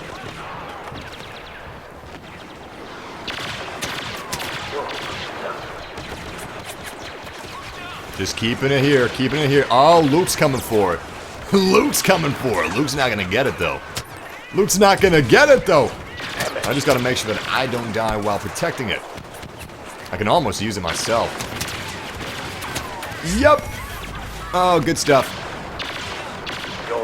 Good stuff. You're mine, Luke. You're mine! I always get my man. Unfortunately, I didn't actually get that kill myself, which kind of sucks. Someone else got that kill. Should have led her on with that wrist rocket. Nice, nice. Good flamethrower, good flamethrower. I think I just negated her health pack she gave herself. Yeah, I did. I did. Sweet! Oh no! I was the last villain? Oh, I lost the match for us! I lost the match for us! I did not realize I was the last villain. Crap. At least our KD is even. Crap! Did not realize. Oh, I'm terrible as Boba Fett anyway. Give me Vader or Palpatine any day. He's actually he's the worst for me. I am good with Han Solo, I'm good with Luke, I'm good with Vader, I'm good with Palpatine, I'm good with Leia, but not Boba Fett. Not Boba Fett. I can do decent with Boba Fett, but I can't go above decent. I can go above decent with any other hero. I can feel it, I can get in the moment, I can excel. But if you put me in his boots, oh no, it's gonna be bad. It's gonna be bad. It's gonna be Sarlacc pit death bad. First Star Wars movie? No, Force Awakens is not the first Star Wars movie. Unless you meant, like, is it okay to see as your first Star Wars movie? Yes. You're gonna get more out of it if, you know, you've seen the original trilogy, or at least if you know of them. But it's still gonna be a fantastic movie, regardless of if you've seen the previous movies before or not.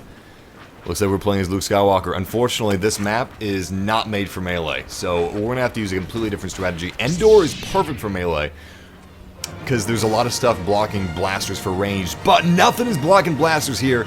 Look how good the lightsaber looks.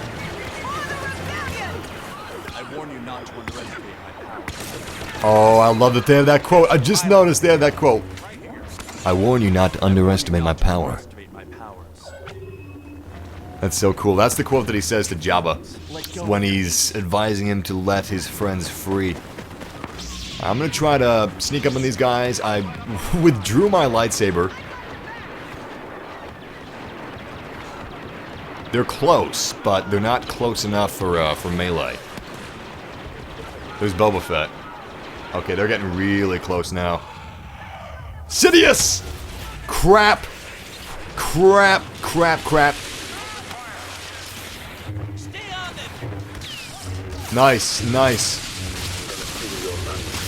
Oh, not nice, not nice. Not nice. I gotta fall back, I gotta fall back. Leia! Protect me! Please, sister. Oh, that was a wrist rocket. That was a wrist rocket. I need to go for the health. I need to go for the health! But I don't know if I can! Oh, no! Oh, I'm getting close. I'm getting close to the health. Come on, baby, come on. Come on, baby, come on, come on. Yes! Oh, what? What? Who's behind me? Who's behind me? All villains defeated, heroes won the round. Woo! That was close. That was close. I just came back from the theaters from Force Awakens and it was awesome! I'm glad you enjoyed it, Riley. It's my new favorite movie too. Honestly, it's my new favorite movie. You guys know my second favorite movie. It used to be my first favorite movie, Somewhere in Time. I think it's a masterpiece. It's just such a good film for human, like, emotions. It's awesome. It makes you feel. I like movies that make you feel. But Force Awakens, my new favorite movie. It really is. I can't wait to see it again. I cannot wait. Alright, who's out here? I'm gonna turn my lightsaber off. I'm seeing Darth Vader. I'm seeing Boba Fett. Yeah, it's too dangerous. I'm gonna stick next to my heroes so we don't just waste it, you know?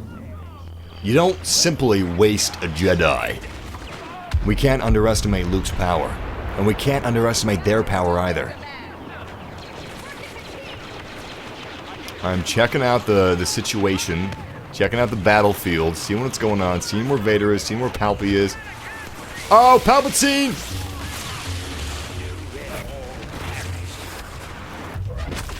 Nice, nice, nice, nice.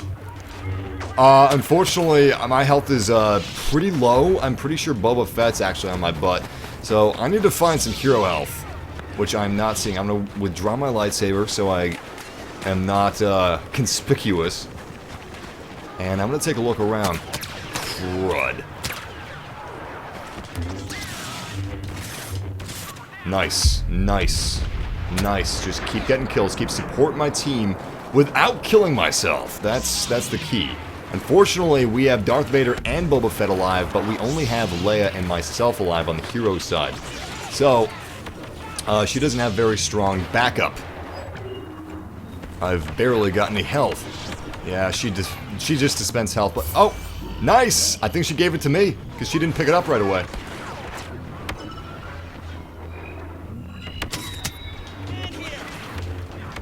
Nice, Stormtrooper is down. Force push, killed another Stormtrooper, sweets! Oh boy, oh boy. Oh boy. Yo, I gotta get some hits on Darth Vader or something really fast. Otherwise, I'm gonna be dead. Just dead. That was probably for her, wasn't it? I don't know who she gave that health to. I'm getting nervous! I just saw Fett. I just saw Fett. Fett is dead. We just have Darth Vader.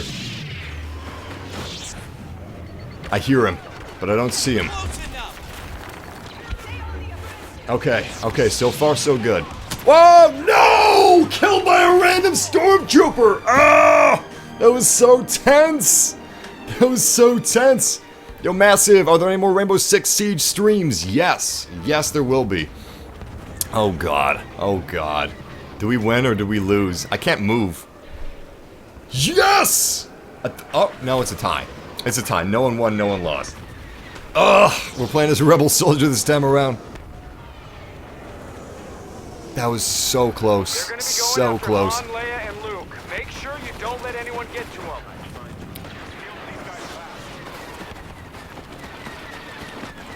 Catching up on the comments right now because I wasn't able to, like, read them for a while. Yeah, the funny parts with BB-8, like, they worked super well. Super well. Loved BB-8. BB-8 was a wonderful character. Everybody was a good character. I need to start picking up more charges.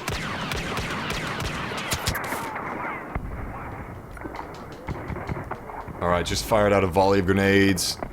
Hopefully they do something. Ah, they fired a volley too. Great ragdoll. Alright, so I'm going to become the Honor Guard, which is one of Leia's most trusted. They've got one of our heroes. Listen to each other. Okay, I have eyes on Sidious. I'm going to move up and see if I can fire a rocket off on him. Crap, I just completely missed Darth Vader. I need to get out of here. Vader's going to take me down. Unfortunately, I'm a little too valuable to actually just waste my... Ah! And I wasted it. I wasted it! Leia's the only one alive.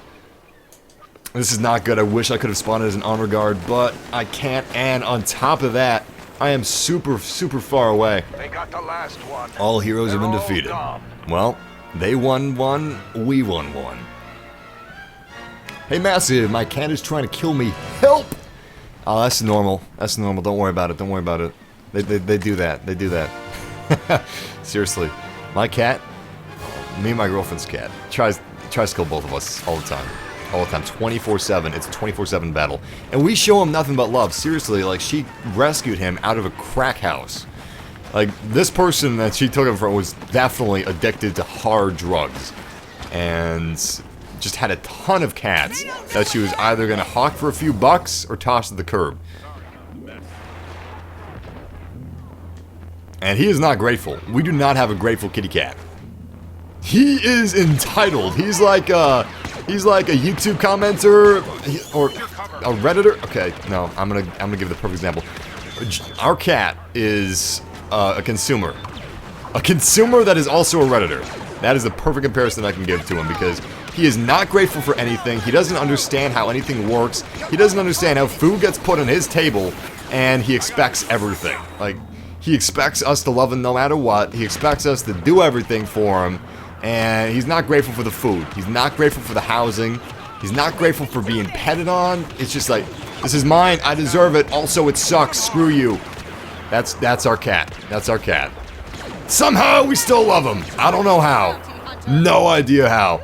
But probably just because he's adorable, honestly.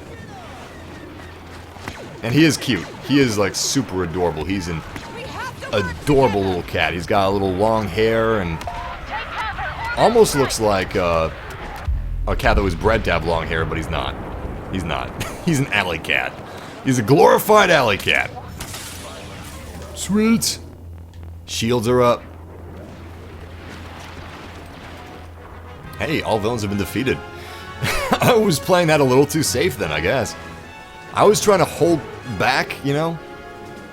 Keep the front lines going, take out whoever I could spot, but not being so reckless that I kill myself. Next time I'm a hero, I'll be a little more reckless. Even though the support hero is not really supposed to be reckless, because they're the last resort. They're the only hero that can spawn health and stay alive. Which is usually why it comes down to either Leia or Sidious being the... Well, not Sidious, because people don't know how to play Sidious very well. That's why it usually comes down to Leia being the last hero alive. Because she just makes the most sense to be the last hero alive. She's the one that can, like, withhold being the last hero alive. Where other heroes would crumble, she excels. She's got shields, she's got health. She's really perfect for digging into a position. Nice, at least they got a single kill from that orbital strike. That's not too bad. I should have laid it down over here is what I should have done. Should have been a little more careful where I put it. Nice. Good kill.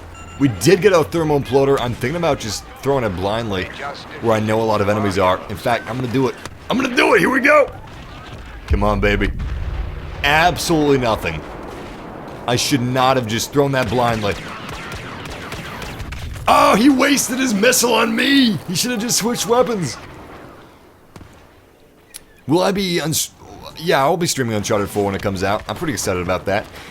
Some theaters, select theaters, were showing a trailer for Uncharted 4, a brand new trailer for Uncharted 4 before The Force Awakens. Unfortunately, I was not one of those theaters. Instead, what did they show? They showed an Overwatch. They showed an Overwatch trailer, which is pretty weird seeing an Overwatch trailer on a big screen. I honestly don't like some of what Overwatch is doing. It's a little too Pixar for me. It's a little too, haha, family friendly, you know? A little too much of that. I was very worried about that with Star Wars, but it was brutal where it needed to be. It was not, haha, family friendly, oh, everything's gotta be safe for kids, because people are nuts. Well, none of that, no. You saw some pretty dastardly stuff, some pretty intense stuff, too. Which was great. I'm really glad they didn't dumb it down, and they didn't make it safe. They didn't make it really politically correct. And another thing that was really cool, I was nervous because we've got a... You know how Leia's just an awesome, badass character that happens to be a woman. She's a great character. Well, I didn't know how Disney was going to handle Rey, and I didn't know how they were going to handle Leia or Captain Phasma. But all of them were badass and awesome without saying, like... You know how Hollywood is extremely sexist? Where they have to shove the fact that someone's a woman in your face every single minute? And let that define them? Like, yo, someone's gender doesn't define them. Like, Leia was a badass because she was a badass. Damn orbital strike! Damn orbital strike! I just dropped the ball on that completely. Anyway, yeah, Leia's badass because she's badass, not because she's a woman. Unlike Hollywood with, you know, all their sexist stuff that they're doing, Rey was a badass because she's awesome. She's an awesome character and she's an awesome person in the universe. Same with Leia, same with Phasma. Really glad that they didn't stoop to Hollywood levels of sexism for The Force Awakens. That would have been awful. I am not focusing, I'm just so excited. They're going to be going after Han, Leia. Those of you in the chat room, I would not be watching the chat room too much if I were you, because there will be spoilers. It can't be helped. People are trying to submit spoilers. I'm catching most of them. I'm removing most of them, but they will still get through. So, if you don't want any spoilers, just watch the live stream and don't look at the comments too much. It's just how people are. Some people are just... I feel sorry for them, you know? Like, I'm in a good place right now, and I'm happy, but a lot of people aren't. Like, a lot of you guys, you're happy, you're in a good place, but when I wasn't happy and when I wasn't in a good place, when times were tough, I wasn't pathetic.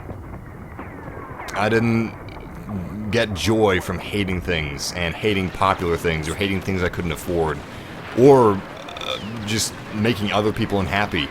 I didn't get joy from any of that. But some people do. Some people... I feel really bad for them. Some people break when they're in a really bad spot. They're in a tight situation, a bad place in life. They can't handle it. They're not strong enough, and sometimes they just stoop to pathetic levels, and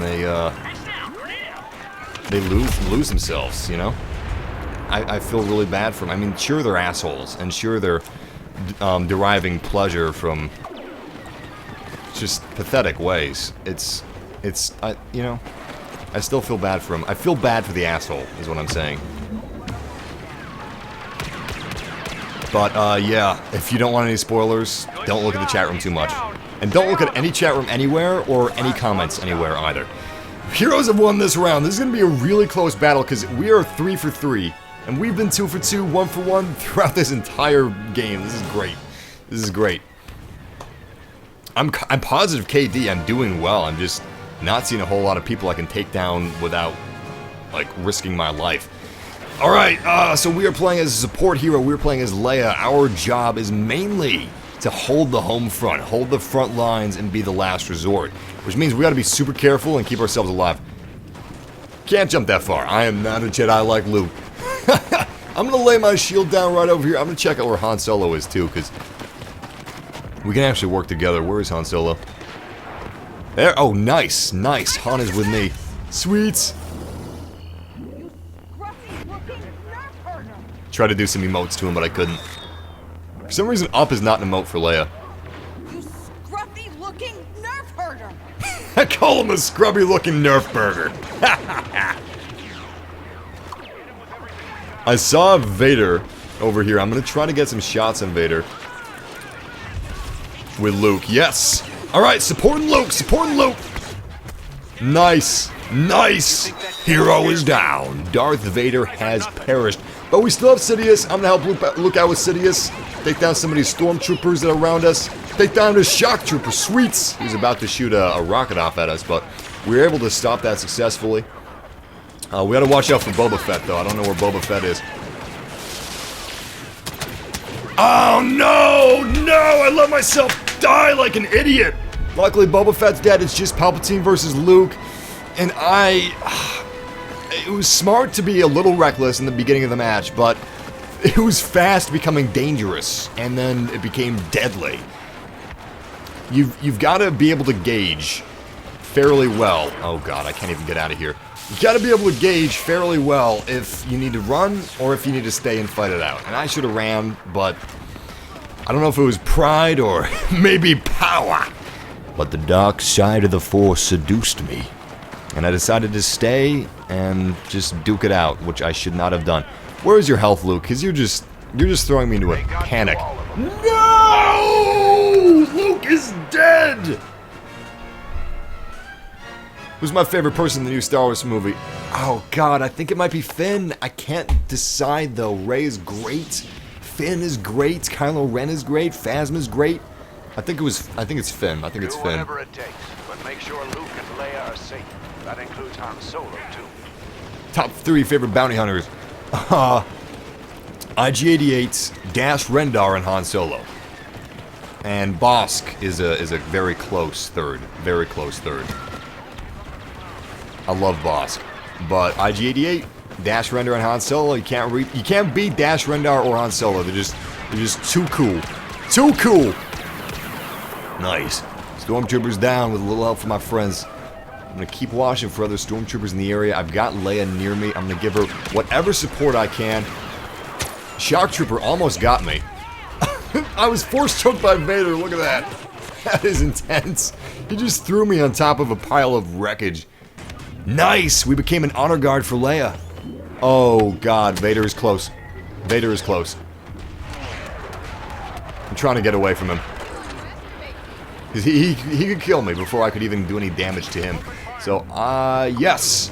Yes, we waited, and that was a good thing, because we are now dealing a ton of damage against Vader. Now push the assault. That was a tactical retreat, truly. Excellent. Vader is dead. I wish I could have gotten the last hit, but whatever. It's not about the points, it's about helping your team.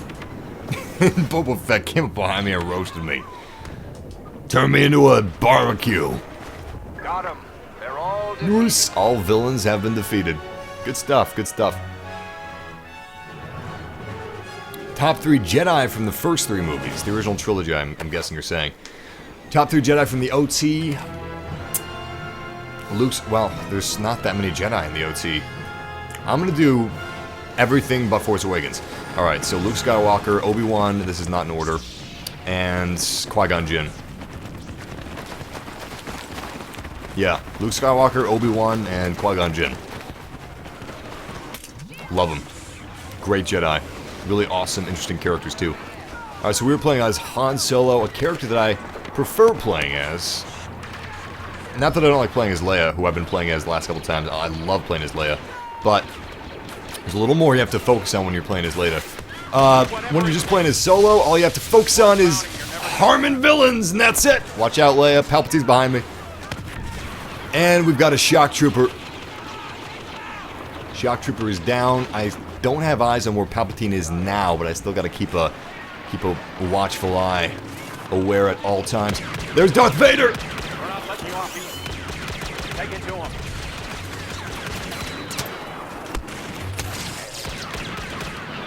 All right, we've got a oh crap. Oh crap, Sidious and Boba Fett cornering me, and I'm dead. I'm dead. I got gangbanged. There was nothing I could do. I could have ran further away before that happened. I could have done it better, but I did okay. That's the problem, though. I just did okay.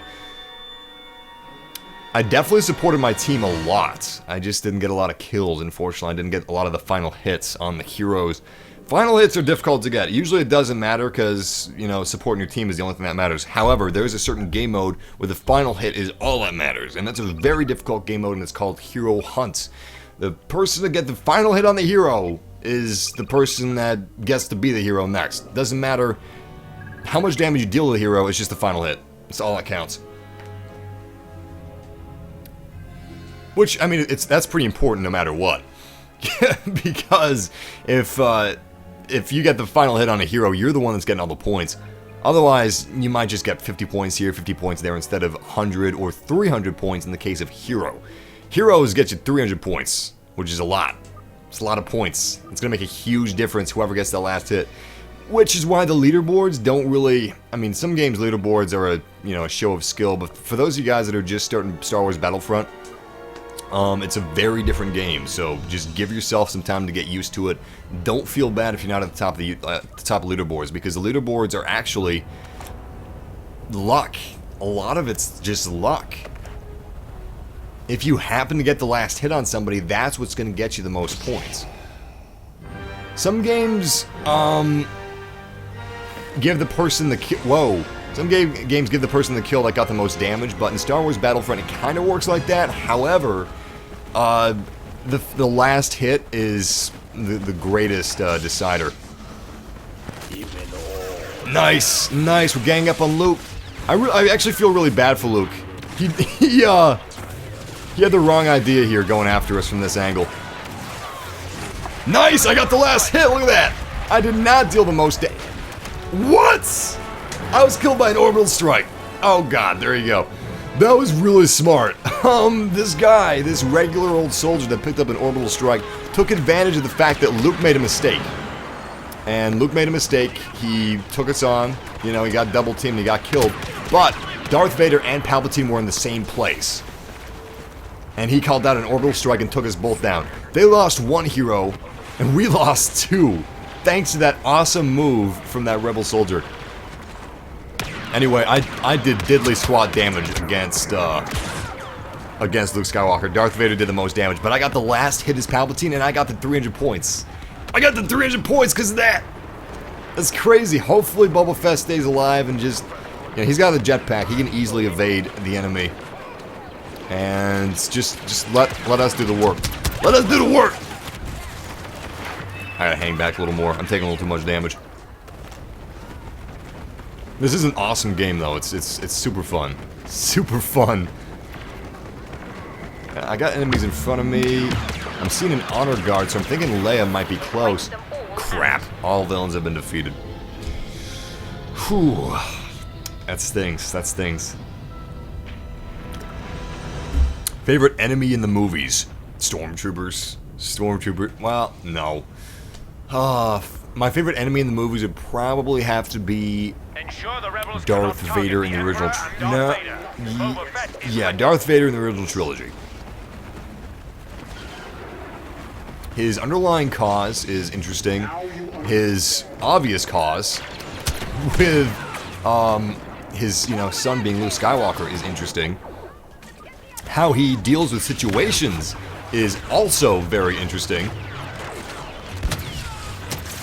Nice, nice. Did a humongous amount of damage when I hit that hero dead on with my rocket launcher. Awesome, we can be the shock trooper again. Shooting Leia, doing damage against Leia.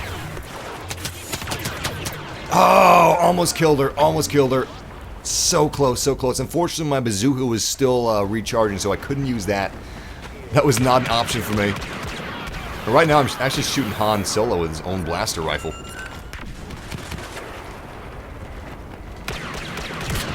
Crap! He killed me by running into me. He used his shoulder bash, which is an extremely smuggler move of him. I love it. I love it. Very in character.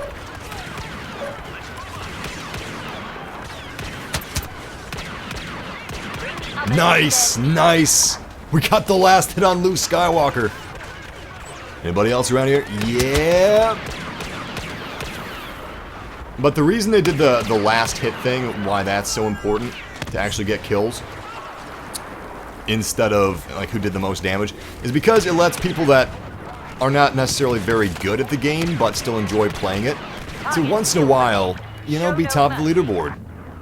And I think that's great, because it's not a competitive game. It's not made to be a competitive game, so it's never going to be one, which is fine. It's meant to be a fun, casual game that's, really entertaining. And it does reward you, like, if you're a skilled individual, if you're a skilled player. But it still lets the people that are just, not very good at video games and playing for fun get to the top leaderboard once in a while, which is great. The game is not pretending to be something that it's not, is what I'm saying. And it makes some people happy as a result of it, and I think that's wonderful. Favorite Jedi trainer? Obi-Wan Kenobi. I mean, he did it twice. And he didn't do such a good job with Anakin, but I mean, it wasn't entirely his fault.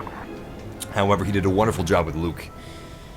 Yoda did a lot of the work, but Obi-Wan was still an excellent introduction to the Force. Alright, we're playing as Boba Fett this time around. And I've been very lucky in the fact that I've been getting last shots on all the heroes so far.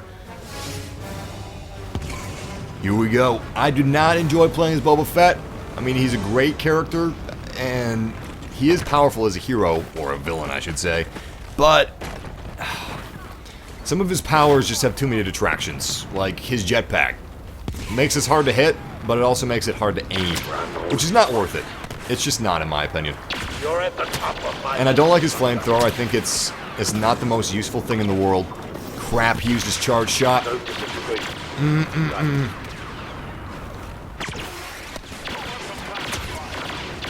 place left for you to Awesome, awesome. We got Luke Skywalker in the house. Luke Skywalker in the house! And I'm dead. I'm dead. At least Luke's gonna kill him. Oh, crap, he's got Vader now, too. So Luke is now outnumbered. Oh, wait, Luke is the bad guy. Oh god, Vader's outnumbered. I am just getting everything confused here.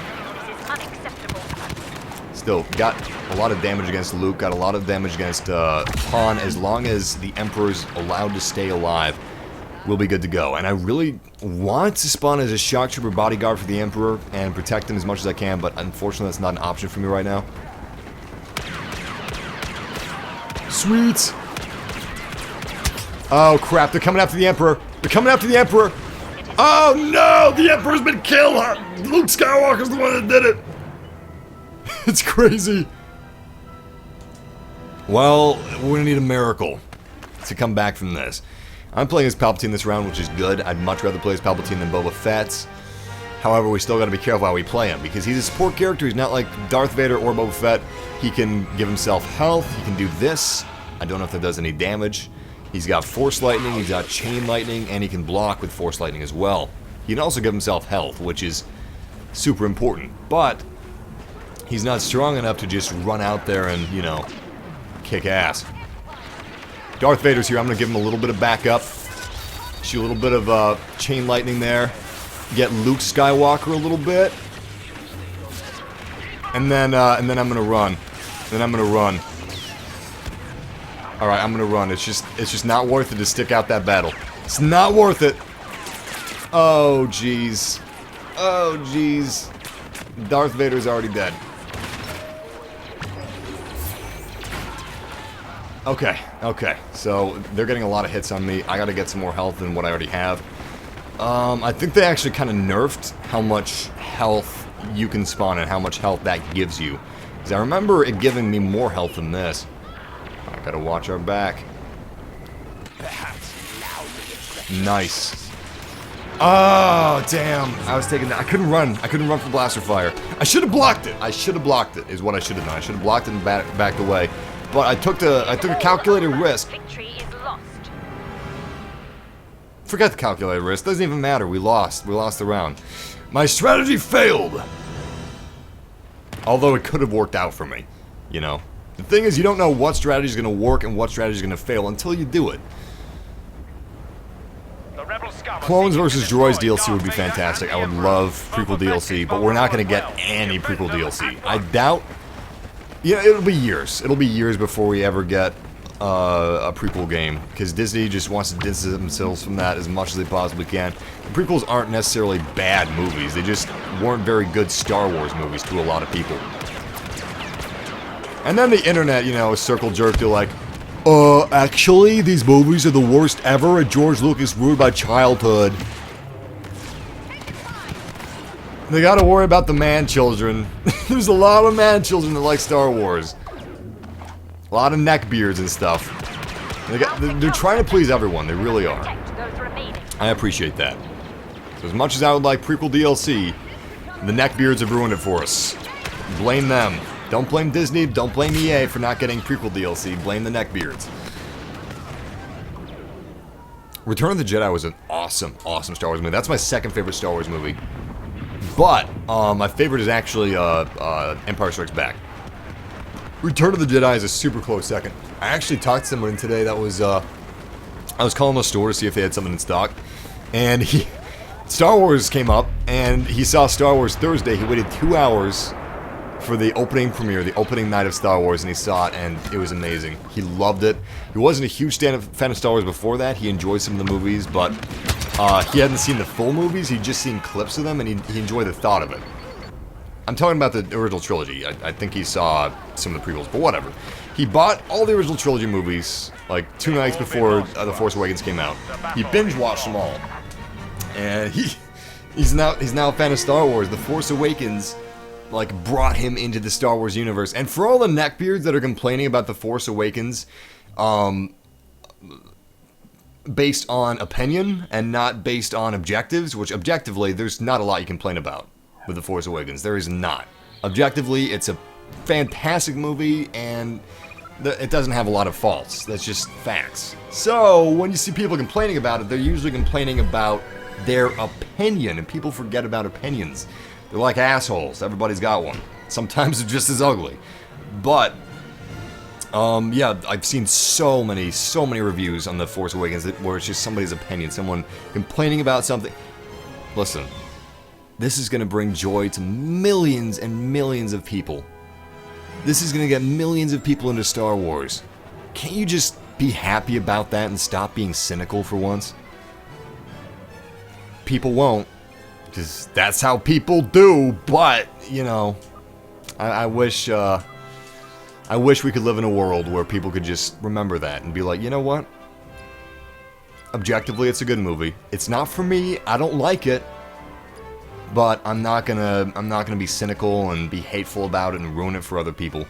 It's a lot of people are gonna love it, and even though I don't, it's not for me. I'm still happy about that fact. Why can't we have people like that? Why can't we have more people like that? What? The world's a terrible place, and Star Wars Force Awakens is a great movie. Go see it. It's an awesome thing to escape from the awful world for a little bit. All right, well, let's do some shout outs. Shout out to Donald Trump. Shout out to Toxic Monkey. Shout out to Sano J69. Shout out to Hatsune Miko Cat and Grievous Hat. Shout out to you. Shout out to Spartan Ghost 98, Larkin Shadow. Shout out to Mad Have Pandia. Shout out to oh, I already did you. Shout out to Magic Man. Shout out to Corey Rose. Shout out to Haram. Shout out to Ashley Jerry, Big Joshy, Bionic Hero Brian, Bionic Dragon, Tobias Thompson, Sam Blackburn. And shout out to Forrest Taylor, Lucky's Scopes Gaming, Pancake 2003, and Austin Dyer. And we are on Walker Assault on Sullust. This is an awesome map, and... Wait. Okay, good. The match just started. I was like, did the match end? And then I remembered, right, we're the Empire, match just begun, we're super lucky. Usually you don't join the very beginning of the match. Usually it's basically the beginning, but this is awesome. This is really cool. And this is a really cool map, too. Ah, just made it. Where is this TIE Interceptor pickup that I saw? Drive the rebels away and take control of their uplink. Don't see it anymore. Someone must have picked it up. Nice, we just dodged the homing missile. Sweet. And we got a squad shield. Where am I going to put this squad shield? I'm thinking about where I want to put it. Oh, God. I tried to deploy at the last second to stop that turbo laser from killing me, but it was too late. It was too late! We're gonna do some more shoutouts in a few minutes. In fact, I'll do a couple quick shoutouts on my next death, if I'm not bitching about my death. Put a helmet on, man! Ugh! You're not allowed to take off your helmet if you're a Stormtrooper, actually, like, in the lore. I like that. I don't have my helmet on because I'm a cocky badass. I'm a cocky badass. That's my story. I should have my helmet on. There's absolutely no reason not to have my helmet on. But I don't. Turrets are useless. Can we just all agree on that? For the most part, turrets are useless. Every time I get in a turret, beep, someone goes pew, headshots me or something. Because it's so easy. It's so easy. I'm stationary. How could you resist? You see this stationary turret shooting. Kill it. Just shoot it. They can't move. What are they gonna do? Dodge your fire? They can't. They can't dodge your fire. Nice. We shut down this location. I'm gonna put down a squad shield and protect us from enemy fire while we take down any rebel scum that try to liberate it. That was a good grenade toss. I'm not even mad. Shout out to Ransom Bully, shout out to Harry, shout out to John Bailey, shout out to Daniel King Reigns, and shout out to Tyler. Shout out to all you guys. Shout out to you, massive family. Welcome. We have hired Boba Fett to provide backup. How can you fix lag in Battlefront? I haven't experienced any server-side lag. If I experience lag, it's usually someone else lagging out because they have a poor connection, or when I'm playing on a poor connection. But really, oh crap! Only way to fix it. I was not ready for that. The only way to fix it is to get a better internet connection. I need to start focusing on the game though. We'll be doing some shoutouts definitely in between games, but it's a little difficult doing shoutouts while I'm playing the game. It's easier to answer questions. Holy crap, Luke Skywalker. Luke Skywalker! Oh, we got taken down. I think he was actually smashed by the AT-AT, the AT-AT's legs. And his big old feet. I was missing him. I was missing him. Oh, smart, smart. Did you see that? He popped his squad shield and thought that I wouldn't be able to get him. But I did! It actually made it a little easier to hit him in the head. Thanks to the squad shield, because I knew exactly where to aim to hit him in the head. His head was actually poking out of the squad shield a little bit. We've got some rebel scum hiding right there! Nice, nice. Took her down nice and easy. And one of my teammates just saved my ass. Like, seriously. Someone was about to kill me in the distance, but I saw them fall thanks to blaster fire. And we are inside of an Imperial chicken walker. I love these things. Already, I just spawned in this thing. I've got a missile incoming. Like, a ton of missiles incoming. Luckily, I was able to dodge most of them, but I'm going to go alongside the left of the battlefield. Holy crap! Oh, that's an automatic missile turret. Crap, I can't get down over here. It's forcing me to go in front of a missile turret. Well, that sucks. Alright, let's move out. I'm gonna go this way because this has far more cover, and I just do not feel safe in the other area. I'm gonna have myself completely open if I went along the lava river. Every single ion torpedo in the game would be targeting me.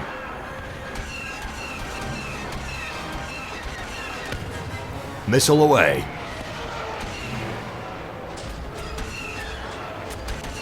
I did some damage against that turret, but nobody's inside of it. That's weird, my missile like auto-locked for a minute. Wasn't expecting that to happen. Anybody up top over here? No, well... No. Alright, let's just move up. Let's move forward. I'm gonna try to use this thing to, like, the best of its ability. As much as I can before it dies. Because I want to support my team. I want an Empire victory is what I want. Nice! And if you use it wisely, you can get a pretty good run with this. Crap, I got that vehicle turret again. I gotta get back to cover. I don't see any place that I could get cover either. Oh, I need to go downstairs. There we go. There's a ramp. No stairs! I probably couldn't even walk downstairs. Probably end up like Ed 209. So many things you gotta watch out for when you're an ATSD. People that say that ATSDs are OP, they don't even know what they're talking about. They don't understand games or balancing or anything along those lines, because they are not OP.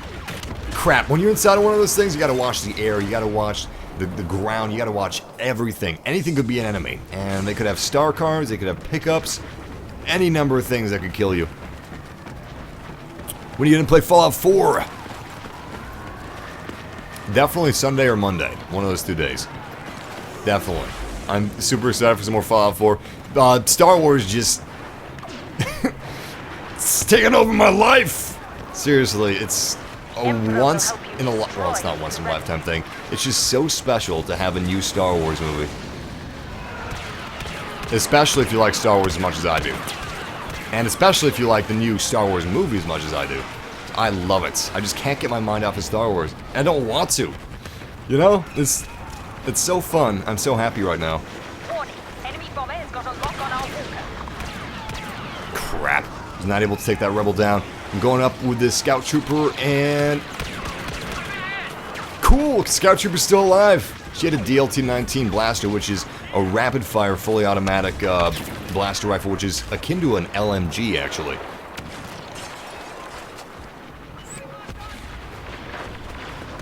Looks clear, but my mini-map is warning me. There we go. There we go. Crap. Must have gotten some headshots on me.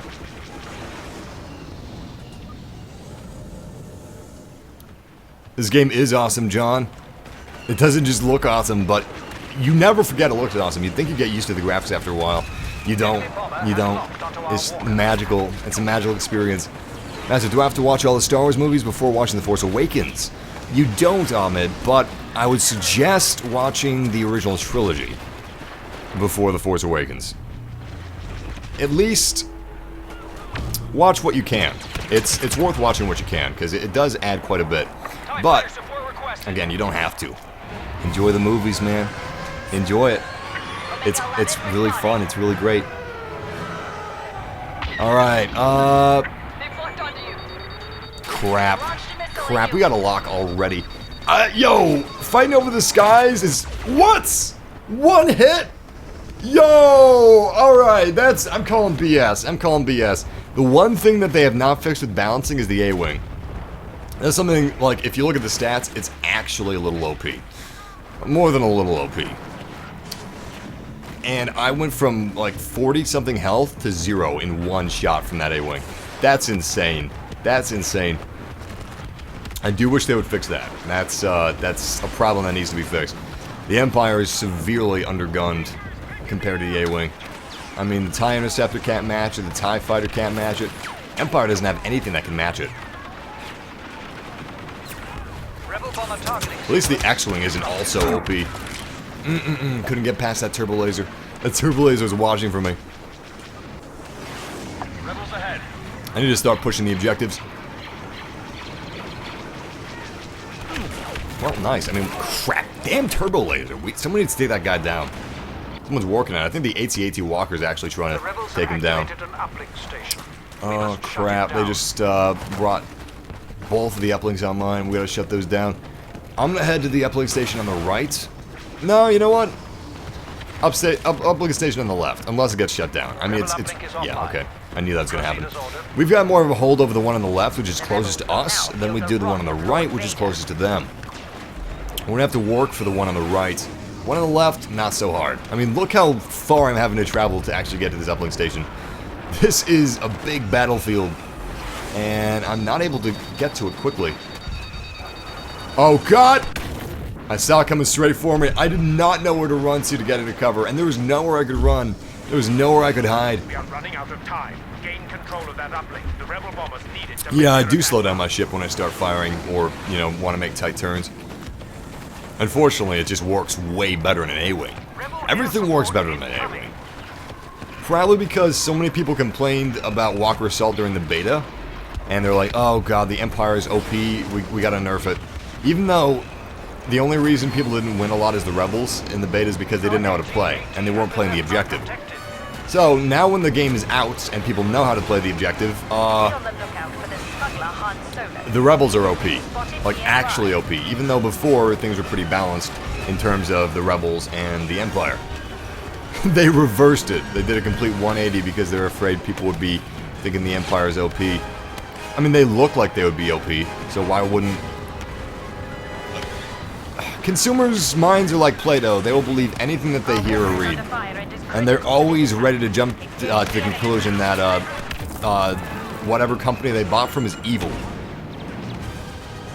Even though that would be a recipe for disaster, and a company would fail if they were just like, I want no one to enjoy this game. Everyone that buys it, I want them to ask for a refund on their money. No company says that. No company says, I will willingly make a poor game just to insult fans. So we will eventually go out of business and make no more games. Okay. Okay, that makes sense. I totally believe that. Consumers. I mean, sometimes the consumers are actually right, and the companies are trying to, like, screw people out of their money. Like that one company that raised the price of that extremely important AIDS medicine by thousands and thousands of dollars. Yeah, that's obviously the corporation trying to screw over consumers.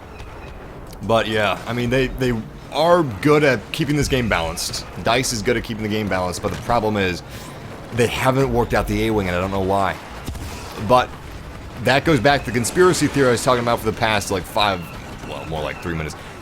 In that they're keeping it OP, and they're keeping the Rebels a little OP just so people don't complain and get this placebo effect in their mind that the Empire is OP because of what they look like. You know? Because they got super cool armor and super cool vehicles and stuff. Sometimes you gotta trick people. You can't tell them the truth because they don't actually know what they want or what's best for them. Do I like Rey or Finn more?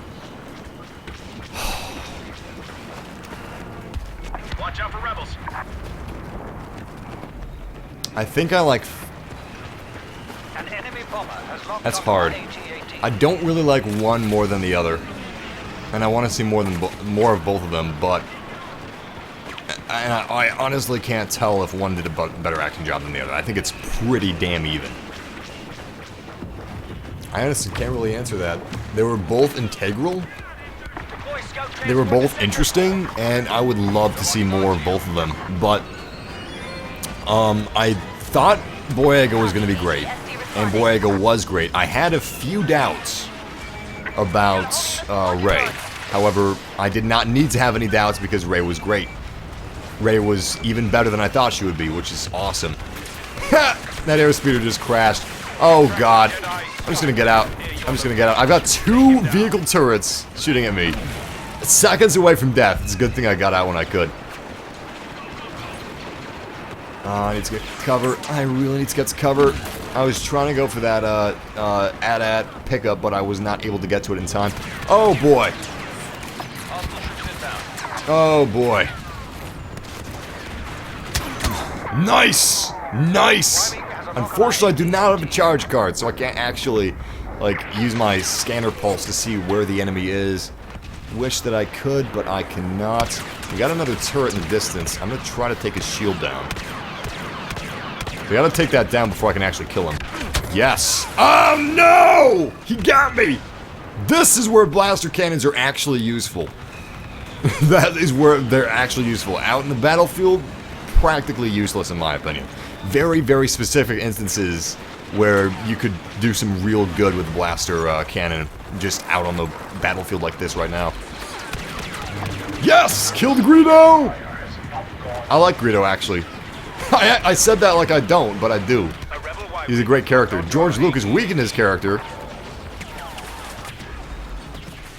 And weakened Han Solo's character while he was at it, but... crap. Placed a Viper probe droid, which avenged me!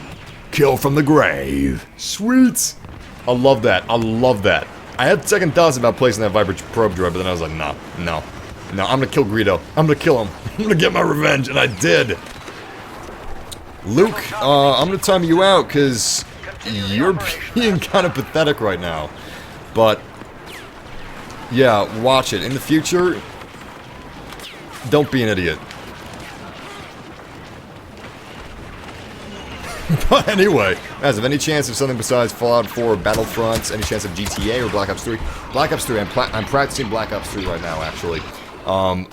There's so many games I'm playing, I can't play...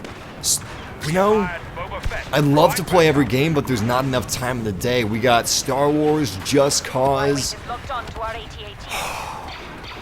Fallout 4... Okay, so I'm going to try to list all of them without too much of a pause in between. Right now, we've got Just Cause 3, we've got Fallout 4, we've got Star Wars Battlefront. That's 3 games. That's quite a bit. Then we've got Rainbow Six. That's 4. That's more than enough for any channel. Most channels just focus on one game. And there's other games I'm not even thinking of right now. That's how many games are out there. I would love to be playing all the games, but I just can't play all of them. But I do really want to play some Black Ops 3 on my channel. But I haven't been able to play a lot of Black Ops 3 because of all the games that have been out. So, I gotta practice it before I can actually play it on stream. I mean, sometimes I don't even have time to play, like, if I'm streaming Battlefront, sometimes I don't even have to, like, I don't have time to play Battlefront off stream and practice for on stream. We had 11 kills, 16 deaths, not bad. 8th place out of 20. We did okay. The enemy did a hell of a lot better. I mean, they were just whipping us the entire time. They had, by luck, or maybe they actually had people talking parties to each other. They had, by luck, better formations, some really good pickups, because there were vehicle turrets everywhere. There were vehicle turrets everywhere. I could not get the AT-ST Chicken Walker to do anything remarkable. I had some decent runs with a decent amount of kills, but that's it. Our TIEs didn't stand a chance against A-Wings, because they had a ton of A-Wings in the sky. That was definitely an excellent battle for the Rebels. Time to do some shoutouts! Shout out to Lucky Scopes Gaming, Anthony, Kyle, Sean, Tobias Thompson, James Suggs. Shout out to Naruto! And that Left 4 Dead Jake. Shout out to the Penguin Craft. Hey, you know what? This is Walker Assault. How can I not play Walker Assault on Graveyard of Giants? Shout out to Why So Sidious? And Boba Fett, Joe Case, Jabaham. Wait, what was that? Jababham. Shout out to Jababham. Shout out to Gaming Matt Le Creeper. Shout out to Sanjo J69. Shout out to Ayman Damia. Caleb Davies. Jetpack is awesome, Caleb, especially for getting pickups before anybody else. Shout out to Austin Van Wyck. Ethan Ralston, Mr. Fuzzy 579. Shout out to Hey It's Rose. Thank you. Thank you. I try to do my best. But I have my good days, I have my bad days. I appreciate that compliment though. Shout out to the Penguin Craft. Shout out to Peyton Hack.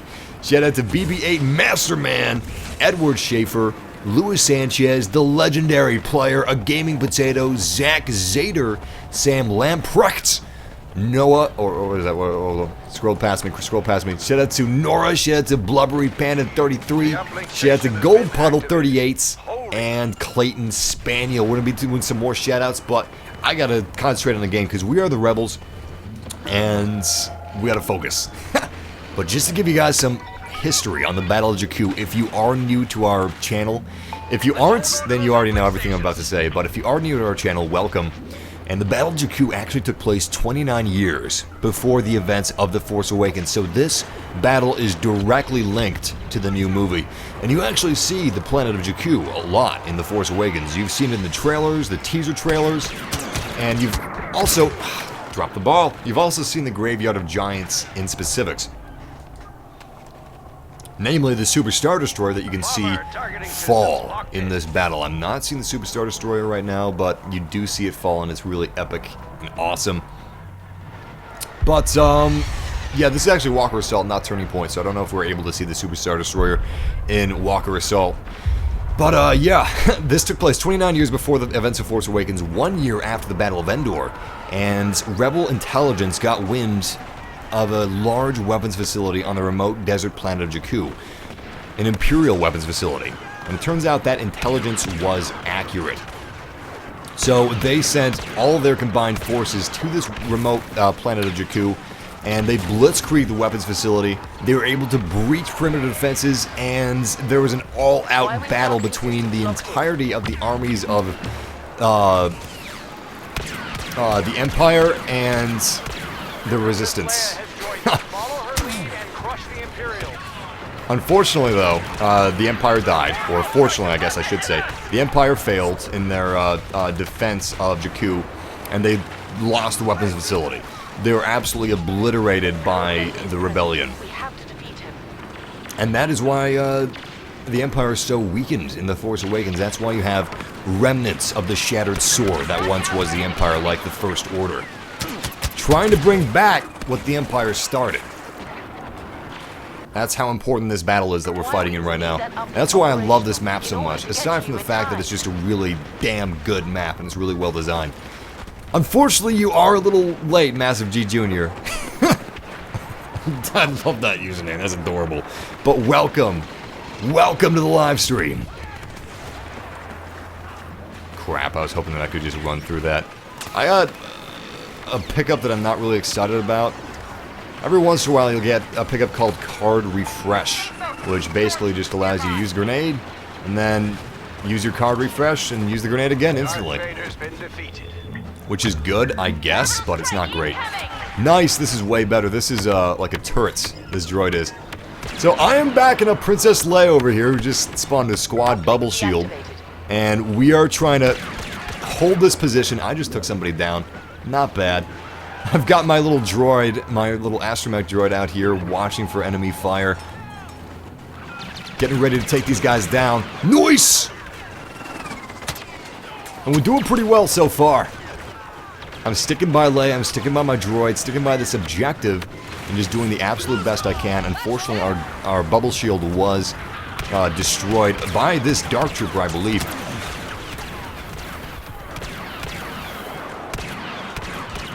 Nice! Nice! He was dancing! He was doing really good, dodging my blaster fire.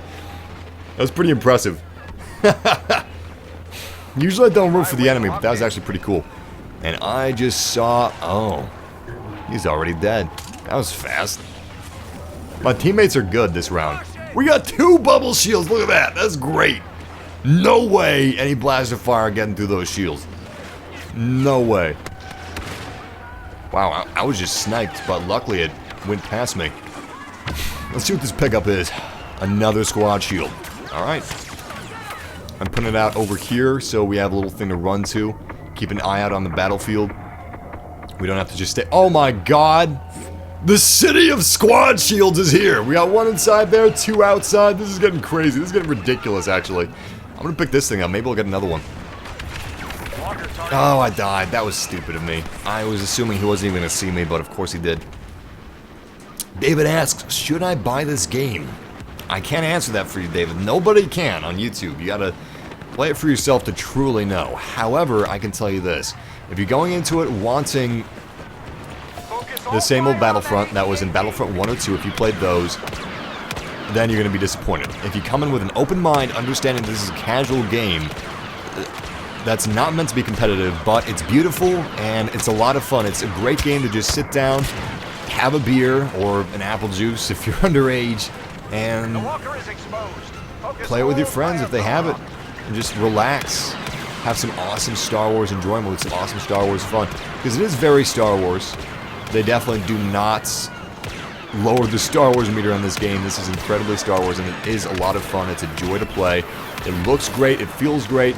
Ignore all the cynical people that are hating on it just to hate on it. The game was not... most of the people complaining about it are complaining that the game isn't what they wanted. Objectively, it's a fine title. It's multiplayer only, and if you don't like that, well, you shouldn't buy it. that's just a fact. A lot of people are fine with it not having multiplayer. I am glad it doesn't. I hope the next Battlefield doesn't have multiplayer. I've never played a Battlefield multiplayer unless it was the focus of the game, like Bad Company. It's just... I don't care about half-assed storylines or half-assed offline modes. Or modes with bots. Objectively, it's a good game, but you're only going to know if you're going to like it if you play it yourself. And beware of reviews, because a lot of people are just dogging it because it's cool, dogging it for views, or dogging it because it wasn't made for them, and it just didn't have what they were looking for. Yes! Yes! Yes! I'm gonna play as Han Solo! The things I do for that princess. Oh my god, I love him. Sorry about the mess. Yeah, sorry about the mess is right. Look at this place. And it is our fault. It is the Rebellion's fault that this is the Graveyard of Giants. There wouldn't even be a Graveyard of Giants if it weren't for the Rebellion. And Han is just so badass. We are playing as a hero right now. One of the best, in my opinion. This is Han Solo. We'll take down some Empire scum. What do the rebels call the Empire? Probably just barbarians or something like that. Don't call them scum. Obviously, that's what the Empire calls us.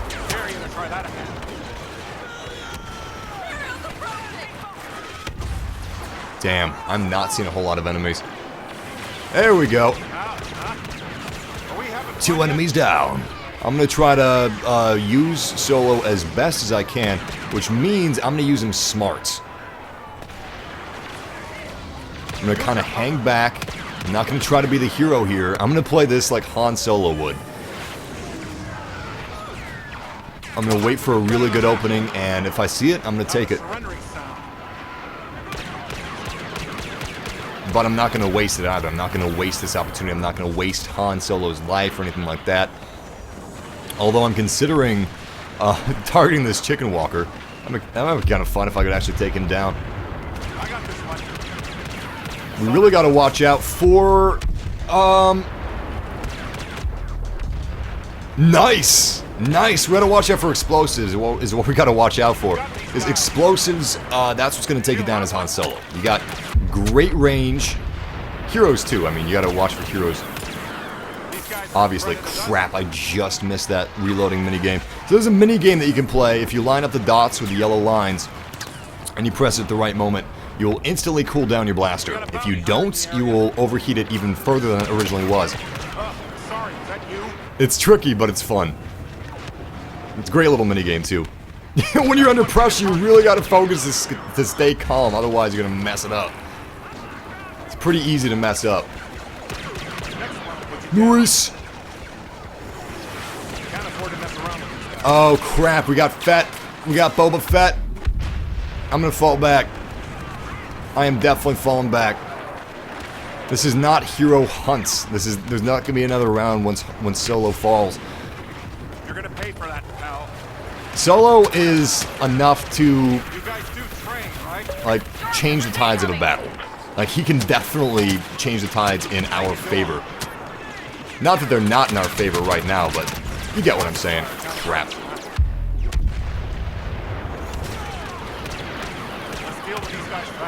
An assist better than nothing. Sounded like I said assist is better than nothing, which is not true. Sweet! Another trooper down. Whoa, whoa, whoa, whoa, whoa, whoa, whoa. Getting a lot of fire here. A lot of fire. I don't know where Fett is, but I don't think Boba Fett's actually spotted me yet. Luckily, I had eyes on him, but he hasn't had eyes on me.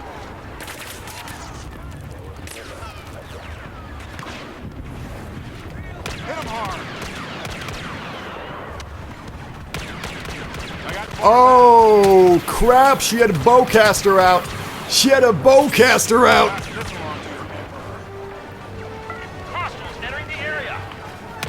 We're lasting quite a bit. Which is great. Oh no! We were taken down from a distance! I knew that was gonna happen. I knew that was gonna happen. That was awesome. That was a great solo run. Alright, moving up on these Stormies. I'm gonna try to, like, make sure that we keep this position. But it's not gonna be easy, that's for sure. What the heck? How did I not kill that guy? Nice, nice. That got him. He's one of the people that run around with just grenades. He threw 2 grenades at me in quick succession. Some people run with just grenades and toss a bunch of them. Grenadiers! I mean, grenades are useful, but I'm not one of the people that'll, like, spam them. I'll wait until the proper moment. I mean, both are viable strategies. One is not better than the other. Crap, I really hope I can get that hero pickup again, because if I can do great things for us. Someone's running toward it. Someone's got a jetpack trying to get it.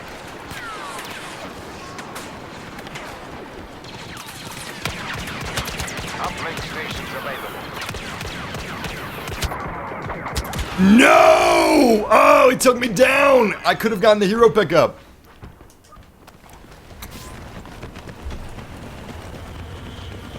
I don't even know if it's still here. I mean, it's probably moved by now.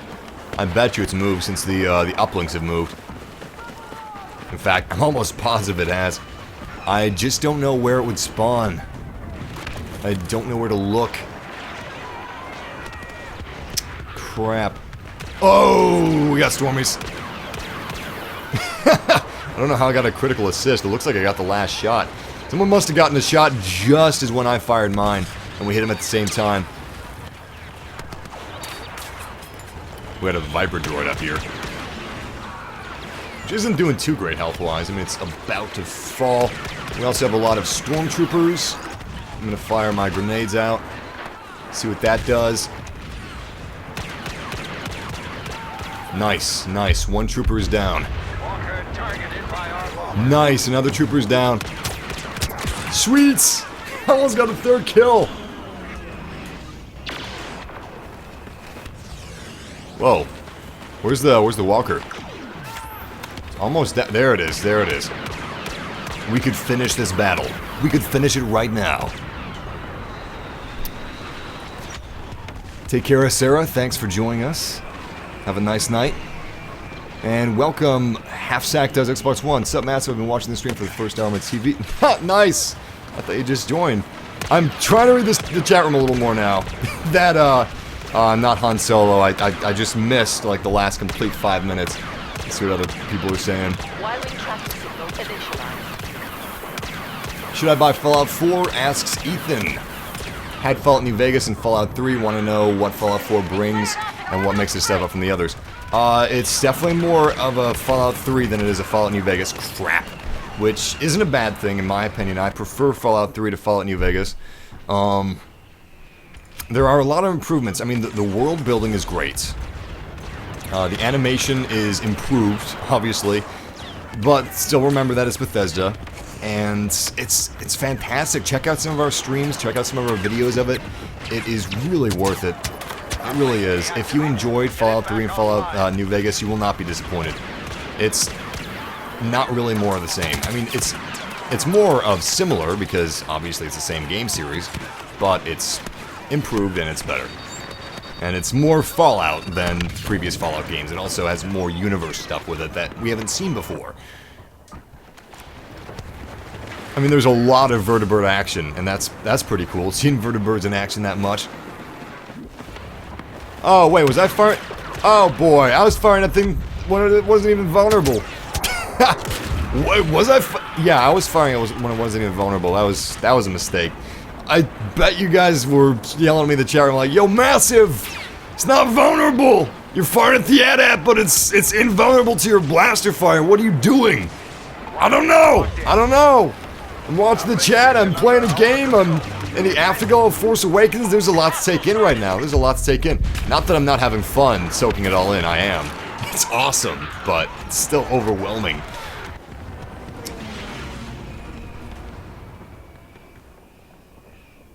My favorite song?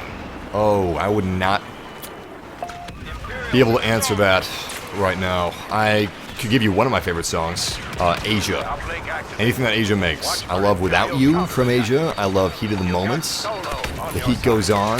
Really anything from Asia. And my favorite song is probably made by Asia as well. Great band. Awesome band. Love 80s music. Ah, crap. Crap. This is not looking good for the rebellion. Oh no. The match is super close to ending and the AT is almost upon us. AT-AT Walker is right there. Y-Wings are locking in and they're incoming. There go the bombs. It's vulnerable. Can we kill it? I'm getting kind of nervous. We worked really hard for this match and we'd be awful to lose it. No, we are going to win. Alright, cool. I got worried there for a minute. I got really worried. My heart was sinking. I was like, oh no! We all worked so hard! All firepower on it. But that is a victory for the rebellion. And that's actually a canon victory. Yo! We got second place. 27 kills, 16 deaths. A score of 5,000. Not bad. See, that's what happens when you support your team members. That's what happens when you play the objectives. You will be rewarded for it. It's not about kills. It's not about deaths. It's about playing the objectives and helping your team members out. Do you think that the Empire would regain the former power if Rebellion actually failed to destroy the weapons facility? That's a good question, Serious Grenade. Yes. I think the Rebellion would not have been able to completely overthrow the Empire as they have in 29 years since the Battle of Giants and the Force Awakens. The weapons facility was a huge blow. The Empire sent their entire fleet, practically, to defend Jakku and defend the weapons facility on this remote desert planet, but they were not successful, and it severely crippled the fleet. I mean, the fleet was just destroyed. They were disorganized from losing Vader and Palpatine, the heads of the Empire, along with countless officials and the second Death Star, and losing the Battle of Endor. It was too much. It was much too much. I'm gonna see if I can get the Millennium Falcon or something like that. My favorite food is watermelon and lasagna,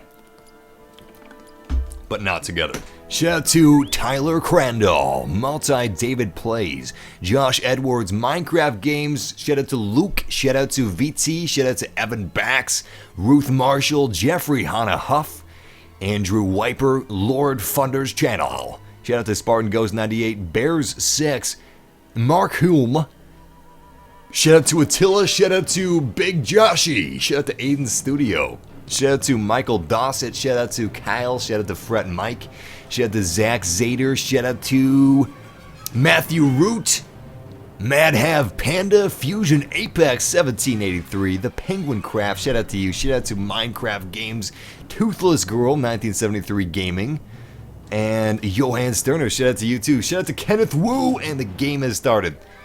Hopefully we joined at the beginning of this match. Not sure if we did. Yes! Yes! Alright, alright. If you guys have been following me for a while, you know exactly how I play this game mode. I'm gonna waste the first minute looking for the hero symbol because I can't trust anybody else in the Slave 1.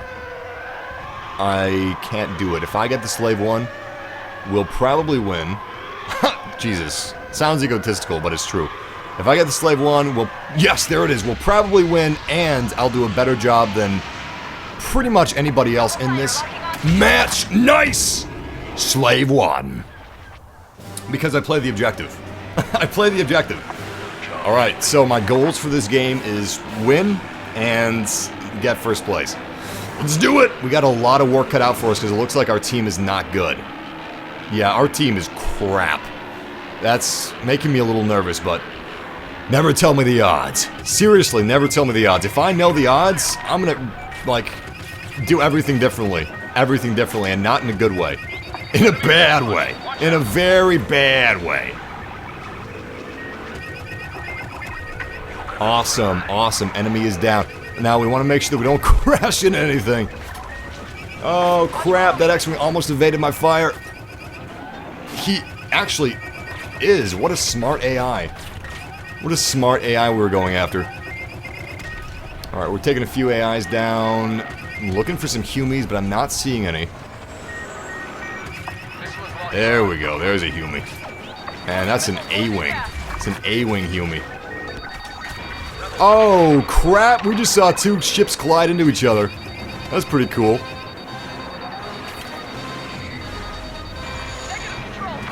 So I am watching out. Oh, there it is. There it is. Okay. I was going to say, I'm watching for our craft. Our Lambda class transport shuttle that's going to be incoming. And I'm going to try to defend it. Looks like the Falcon is actually going after it. So I'm going to just... Crap! Unfortunately, we were not able to defend the shuttle adequately. I was really hoping we'd be able to, but we will destroy their shuttle. Where we got to make up for losing the shuttle is destroying their troops.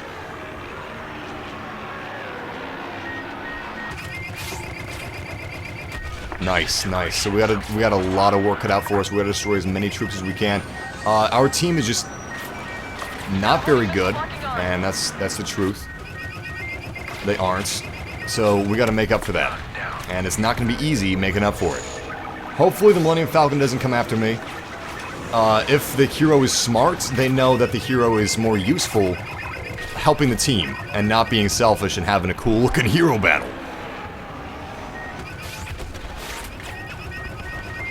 But I have no idea what kind of Millennium Falcon we're facing right now. Nice. Looks like we got a really good Millennium Falcon. Because he understands that, yo, it's more important that I help my team out than I go after the Slave 1. Even though I might want to go after Slave 1, that's just not a good idea. He knows how to play the game. I respect my enemy. I'm always happy when I can respect my enemy. I'd much rather have an enemy that I can respect. Which is not very often. Not many people PTFO, if you know what that acronym means. I'm not going to say it because it's got a bad word in it. And I believe Star Wars should be, you know, for everybody. Alright, where's that transport? Finally. Finally. Finally. Let's take this thing down. Oh! Oh! I did not mean for that to happen. Unfortunately, I crashed into the transport. I came in too hot. Oh, that's painful. That was so stupid. That was so stupid. What a stupid death! Yo, at least the enemy wasn't able to kill me. Only I can kill me! And that's the defeat. Well, we lost one of the quota, which was we win, but we won the other quota, which is on first place. I'm actually only second to first place on the enemy team. I am second place across the board, but I got 8 kills, 8 AI kills, and 1 death, which is not bad at all. We did pretty well. Enemy team, however, was way better than us. Way better than us. Shout out to the Boxing Beast! Shout out to Zakeko, John Bailey, shout out to Caleb, shout out to Roxas6631, shout out to Lord Funder's channel, shout out to Pat the MC Gamer, shout out to Halfsack Does Xbox One, shout out to Toothless Girl 1973 Gaming / Star Stable Fan, shout out to Adam the Alcoholic, shout out to Angel Bonilla, shout out to Mohammed, shout out to Tyson, shout out to Mr. Soggy Socks. Oh, I hate Soggy Socks. That's it. Not you. The socks in the state of sogginess is what I hate. That's actually a pretty adorable name, Soggy Socks. It'd be a cute name for a little kitty that's got, like, white paws, but not completely white. Like, not eggshell white, but dirty white.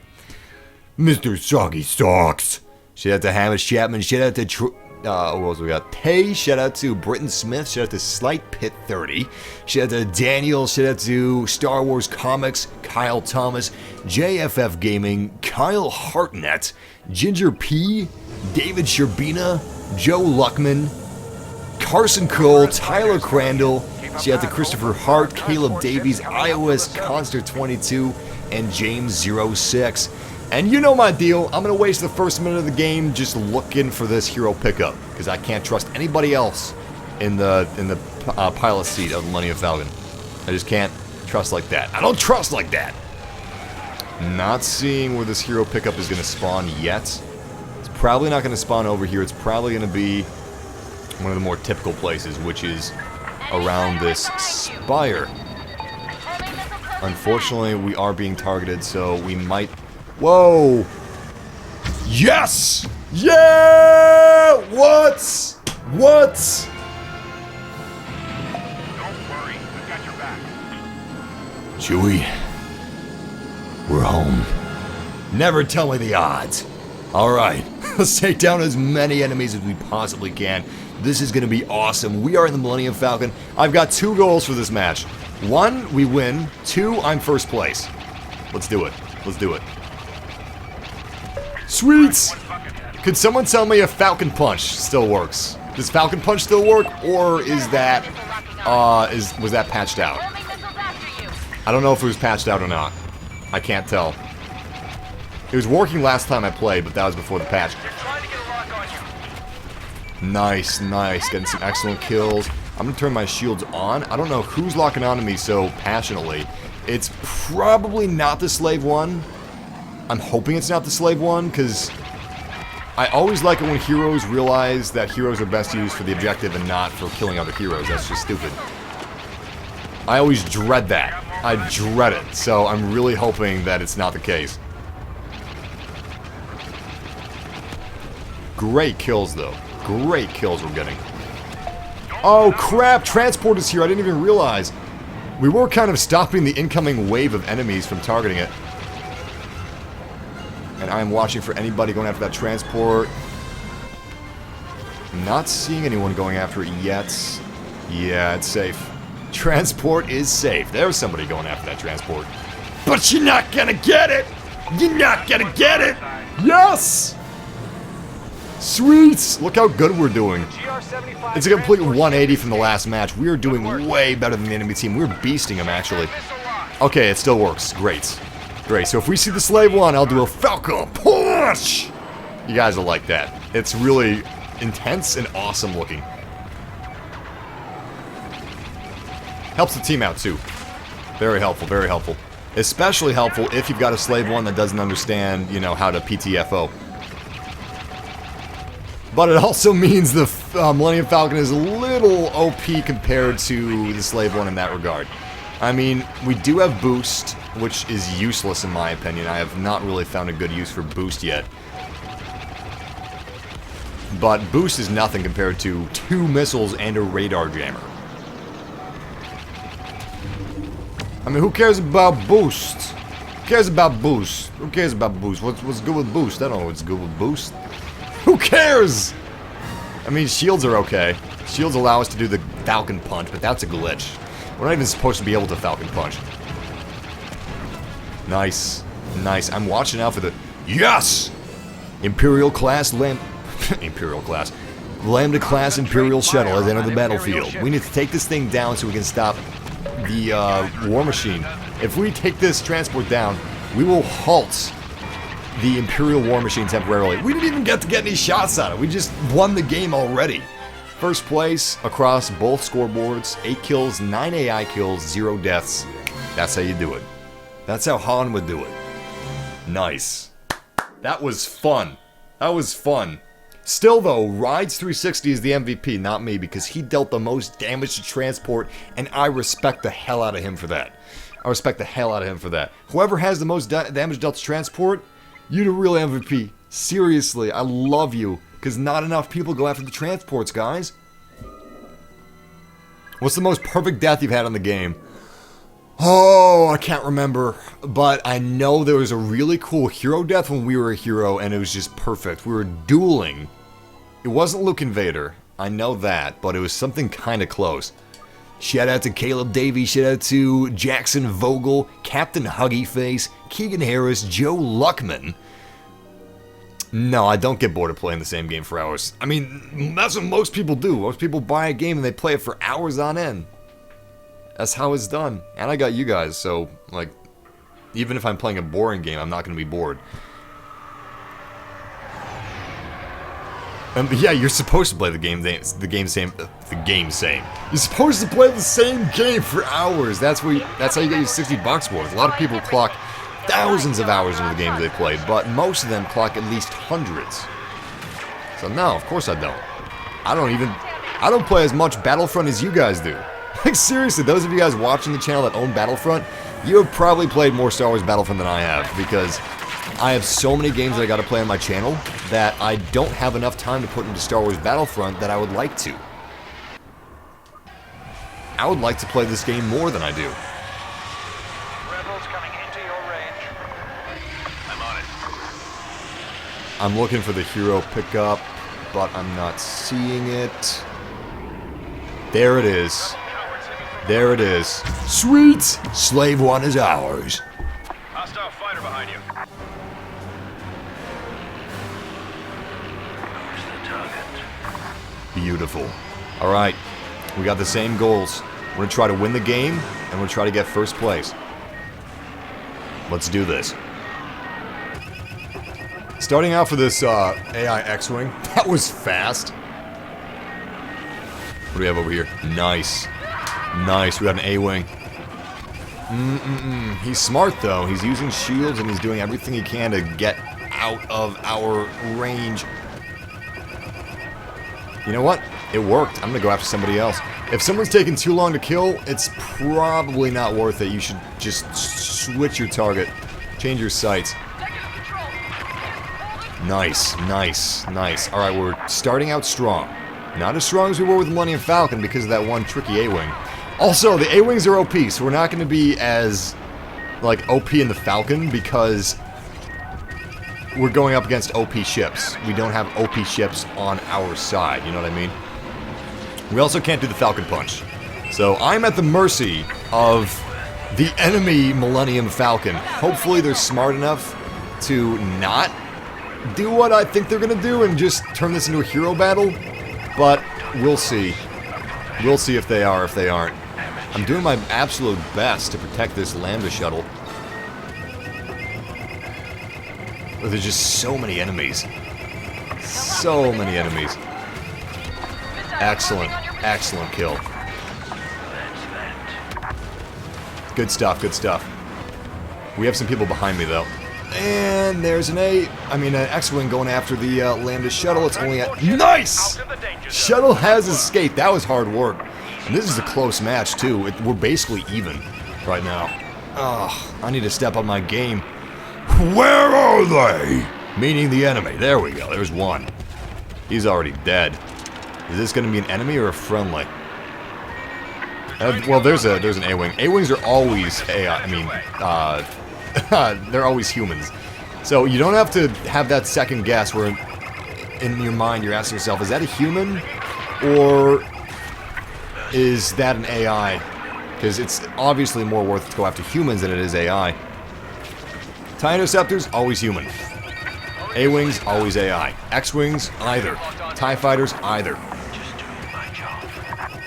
Now, because the A-Wing is so OP, you should never choose anything but the A-Wing if you're fighting as the Rebels. However, if you're fighting as the Empire, sometimes you should choose the TIE Fighter because it grants you a good deal of camouflage and it makes it kind of hard to spot. Because people are going to assume from a distance, that's probably AI. Cut them down. And that's going to be very useful for you. Damn, that A-Wing!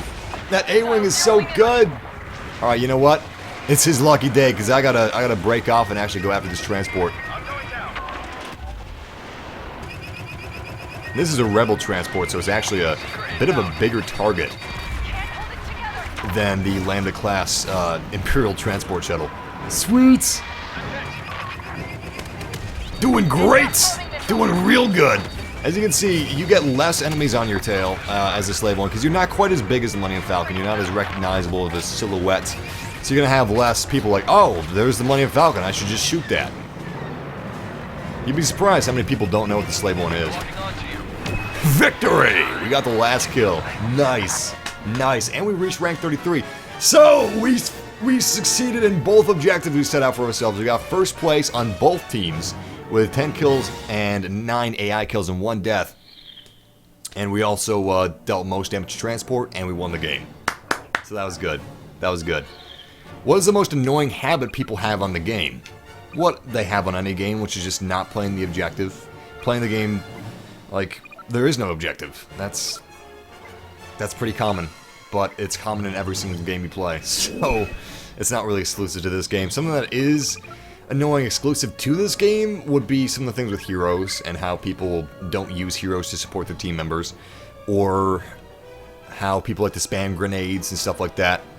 Alright, let's get the Falcon. Shout out to Lord Thunder. Shout out to Toothless Girl. Shout out to Obed Garcia. Shout out to David Sherbina. Shout out to Ian. Shout out to... What else we got? Jello, shout out to you. Shout out to Jalkar YR Jag. I'm not sure how to pronounce that. Jalkarier, I think. Shout out to Alfie Alps. Shout out to James06. Shout out to Connor. Shout out to Josh Edwards. I think the Stormtroopers in The Force Awakens look awesome, Josh. They're my favorite. They look great. I think they look better than the previous Stormtroopers. That's just an opinion. Shout out to Joe Luckman and Carson Cole and Ahmed Saeed, and we are in the game. Unfortunately, an enemy is locking, but we were able to dodge his torpedo successfully. I am going to spend the beginning of the match looking for that hero pickup, because I can do a better job of Millennium Falcon than I can trust anybody else. Enemy fighter right behind you. Crap. Crap. Unfortunately, I was taken down and I could not spot it. I'm gonna go with the X-Wing because I believe it's a little faster than the A-Wing is. And I gotta find that Millennium Falcon pickup as soon as I possibly can, because we are running out of time here. We truly are. There it is. Ah, there it is. No! Someone else picked it up. Alright. Game over! Someone else picked it up. Nice, nice. Took down that interceptor. Alright, let's take some other people down. We're running as an A-Wing. I mean, crap. An X-Wing, so it's not as powerful as the A-Wing, but now, thanks to that death, we're able to switch to the A-Wing. Crossing my fingers that the Millennium Falcon plays the objectives. And is good at playing the objectives. It could be anybody, so we really don't know what's going to happen here. Nice. Cooldowns refresh faster. That is awesome to hear. Sweet. Interceptor is out.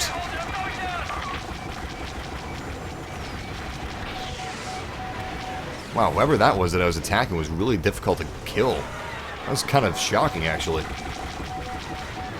I need to check out who's playing as the Millennium Falcon. I'll be able to tell from their score, like, how well they actually did, and I'm kind of curious. Alright, we got the transports. Damn, that interceptor was pretty good. Transports are on the battlefield, and we gotta go defend ours. Since ours is up first, and Lambda will be next.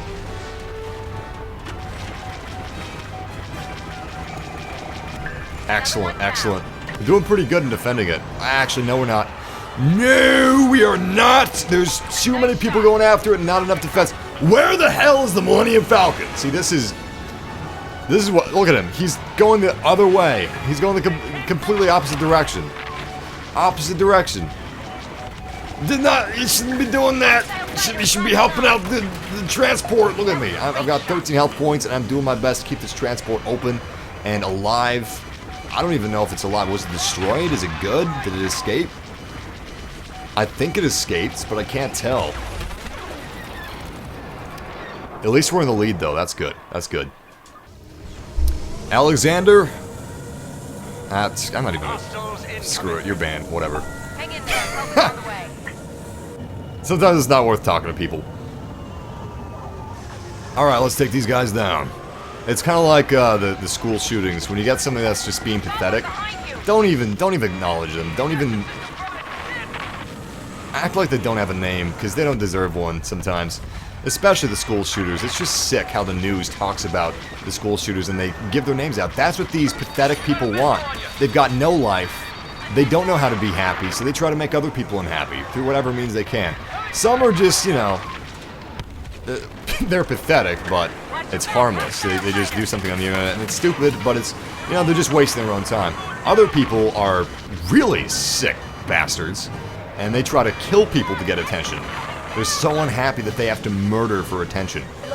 There's a scary amount of people like that in the world, but yeah, don't act like they don't have a name because they don't deserve it. Screw them. Screw them, who cares? Alright, nice. Objective is open. I'm doing my best to take this thing down, making sure my... There we go, there we go. Millennium Falcon is on the points of the spear. He is attacking that Falcon. That's awesome. Unfortunately, it wasn't there for defense. We got 6 kills, 2 AI kills, and 4 deaths. We got 3rd place. That wasn't too bad. Massive, please, you have so much cash in Battlefront. Unlock more stuff. I know, we got a lot of credits, but the thing is, you want to unlock stuff that you're good at using and you're good with. I'm really happy that the Millennium Falcon actually pulled through. He may have not seen that we were supposed to defend that craft, but... Nice. He took that. Once the Lambda class shuttle came in, bam! Millennium Falcon was on his ass, and he just ate it. He ate it up. He ate it up. He gobbled it. Lambda class shuttle was destroyed, and that's actually what won us the match. So, complete 180 turnaround. Complete 180 turnaround. It always warms my heart when I see somebody that's playing the objective like that. Because if the Millennium Falcon wasn't there to take down that Lambda class shuttle. If someone else is flying the Millennium Falcon and not the person that was flying the Millennium Falcon, we may have lost that match. Because it was thanks to the Millennium Falcon going after that Lambda class shuttle that we were able to pull that victory in so fast. And that was really cool. I want to play a match of Hero Hunt real quick, which is a really interesting game mode because whoever gets the last hit is the one that becomes the hero. Shout out to the Mega Healy, shout out to Madhav Pandya, shout out to Ransom Polly, shout out to Dylan, shout out to Andrew Wiper, Big Joshy, Mr. Banana Man, Butler, Mr. Fuzzy 579, Game Slayer 222, The Penguin Craft, Mika Warsham, who else we got? This One Pizza, and shout out to Wubba Lubba Dub Dub! Shout out to Grandpa Rick! Who else we have? The legendary player, Eric Alford, Running Ace Gamer, shout out to Samuel May, Jeffrey Gilmore, shout out to JFF Gaming, and now I want to hop in.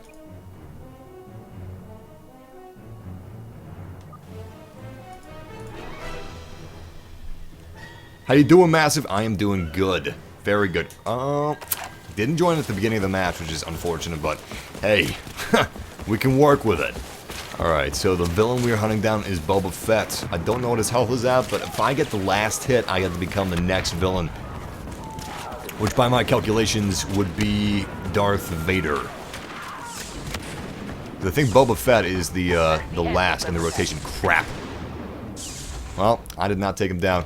Next hero is, yep, Darth Vader, just as I thought. Just as I thought. Take him down. Excellent, excellent. Good damage, good damage. He's probably going to throw the saber. Oh, I was able to escape. By some miracle, I was able to escape. Well, this poor soul. He's probably going to die immediately. Oh, he set down a heavy turret. That's smart. Hopefully he lures... Oh, no, he's dead. He's dead. Blast doors cut him in two. I was going to say, hopefully he lures Vader towards his automatic blaster cannon, but fortunately he did not do that. That would have been really smart. He couldn't, though. I mean, Vader took him down too quickly. Like that. Vader can take you down instantaneously. Han Solo is my favorite hero. Luke is great, so is Leia, but I think that Han Solo is... I mean, he's an awesome character, and he's one of my favorites in the Star Wars universe, but his playstyle just suits me. It really fits me. Vader's coming after this health. I'm waiting for him to step out on this balcony so I can throw my impact grenade. Maybe, you know what, he might not even know the health is there, so I'm just gonna forget about my plan and just go after him. Yeah, he doesn't even know the health is there. He's probably low health right now, and I'm not gonna get the last hit because I waited for him with my stupid strategy, which he didn't even take into account that there was health, so... Screw me, right? Apparently he's underneath me. Yeah, there he is, there he is. Is there a scanned pulse? No! We didn't get the last hit. Oh, that was so unlucky. So unlucky. That's weird. We just killed Boba Fett, who turned into Darth Vader. Now we got Boba Fett again. Where's Palpatine? Something's screwy about this game right now. Where is Palpatine? I know everything about Star Wars Battlefront Magic Word of Lucas. I mean, Star Wars Battlefront 2. Trust me. I was a huge fan of Star Wars Battlefront 2 and Star Wars Battlefront 1. I played them when they came out. And I know the huge number of heroes, the huge number of maps, but honestly, I mean, for the time that it came out, it was great. But today, the maps look like crap. The graphics look like crap. Oh, I didn't want to get into this. If we're talking about what the internet is circle jerking about Battlefront, objectively, Battlefront is a good game, alright? That's it. I'm not going to give it a meaningless number on my rating scale, because that would just be stupid. EA, Disney, and DICE made the game that they wanted to make, and they did a great job doing it. If you're looking for an old Battlefront game, you're not going to get it. There is less, if you're going by numbers, in this Battlefront game than something like Battlefront 2 or the original Battlefront. But you would not be able to make Battlefront 2 with the same numbers today. It couldn't be done. People are wanting to pay less than $60 for a game. People are wanting the price of games to go down when inflation is going up and the value of the dollar is going down at the same time. It's getting more expensive to hire these game developers. It's getting more expensive to create these engines. It's getting more expensive to make these games, and people want more content for less money. It just can't be done, and EA is not being evil and giving you less on purpose. It's just business. I don't know if you... the gaming industry itself is it's probably gonna hit a depression at some point. I don't know when it's gonna be, but it is coming. I have a feeling. If something miraculous doesn't happen in the world or with the industry itself, we're gonna reach another bubble, and it's not gonna be pretty. We have so many... The internet is great. It's a wonderful resource of knowledge, but it's also the blind leading the blind, and it's an awful pit of people that don't understand things that feel like they do. I'm not saying hold on. I'm gonna find his name. I'm not saying that Magic Word of Lucas. I'm not saying that Magic Word of Lucas was saying any of these things. I'm just going off on a tangent because I'm sure there's been something that I've missed in the chat room where someone's been talking about Star Wars Battlefront or something like that, and it just always pisses me off when people forget about the business side of things. Oh, that scared the crap out of me. I knew he had low health. I was trying to spin around so I get a shot off on him, but I wasn't able to. It's a hard world out there, and there's game studios that are shutting down or restructuring left and right because they can't afford to pay developers as much as the developers deserve to be paid because of how crappy the world is. And on top of that, there's all these niches on the internet, all these niches of people that want a very specific game that might be unrealistic, or maybe the game that's just not being developed because that's not what target audiences want.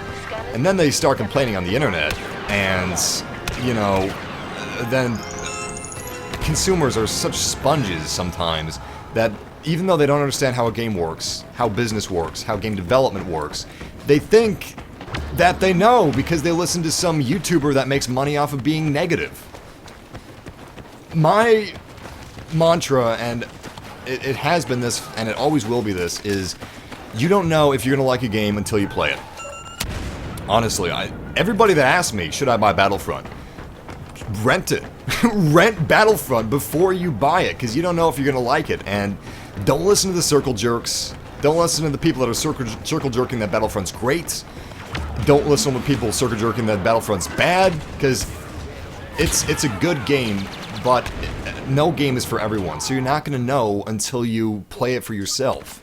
And $60 is a lot of money, so you should rent it first and see if you enjoy it before you buy it, in my opinion. In my opinion, that's what I would suggest to any of you guys. There was no space battles in the first Star Wars Battlefront, but we've never had atmosphere battles that are as good as they are in this Star Wars. I need to start concentrating on the objective. Anyway, the atmosphere battles that you have in Star Wars Battlefront are pretty awesome, you know. Fighter Squadron is great. It's a lot of fun, and we haven't really had a good Fighter Squadron mode in a Star Wars Battlefront until now, except for space battles. Which I loved space battles. That was my favorite part of Battlefront 2, actually. But the rest of the game is so much better than Star Wars Battlefront 2 or Battlefront 1 that I don't really mind the omission of space battles. And I am definitely getting my money's worth out of the game. But I would love, not for Space Battle DLC, because I feel like it would just be Fighter Squadron. Crap, it would just be Fighter Squadron in the air. So I don't want DLC. I either want the next Star Wars Battlefront to be like built with space battles in mind, or a completely separate simulator-esque space battles game for Star Wars. That would be awesome. And apparently EA is working on an open world Star Wars RPG, which is fantastic. I can't wait for that. Because I would rather have a good single-player game than a tacked-on single-player game. I don't care that Battlefront doesn't have a single-player. If you want a single-player Star Wars game, you shouldn't be buying a multiplayer Star Wars game. You should buy Rogue Squadron, or Republic Commando, or Force Unleashed, or Shadows of the Empire. I don't know about you guys, but I never really played... I mean, I played the campaign of Battlefield 4, which wasn't as good as Battlefield 3's campaign. It just wasn't very good, and I would have rather had them put that effort into the engine, or gameplay, or something other than the campaign, because I don't know. I hope the next Battlefield doesn't have campaign. That's another hot topic. Multiplayer only games. If 90% of people play Battlefield just for the multiplayer and barely touch the single player, why have the single player in there? The reason why we had single player in Battlefield 4 and why we probably won't in Battlefield 5 is because Battlefield 4 was kind of like a launch title for the next gen of consoles. It was like a launch title to show how powerful EA's Frostbite engine is, and how powerful the PlayStation 4 and Xbox One are. That's its purpose. We no longer need to do that, so I don't think Battlefield 5 will actually have that, like, single-player element. Maybe they will. They tried making it integral with Hardline, but it just wasn't good enough to be, like, a standalone type of thing. Like, they tried to make it with Hardline, you know, where campaigns would be a thing, and people would be like, hey, you remember that awesome moment in Hardline's campaign? No, no one does. No one does. Fallout 4 or Rainbow Six, Siege, or Star Wars Battlefront, or just Cause 3. That's all the games I play right now. I love them all. I can't tell you which one to buy. It depends which you prefer, if you prefer single player or multiplayer, really. Yeah, this is a no spoiler stream, so don't worry about that. And we'll be doing shoutouts in a minute or two. I'm looking through the chat room right now because I kind of missed the chat room in the last 3 minutes.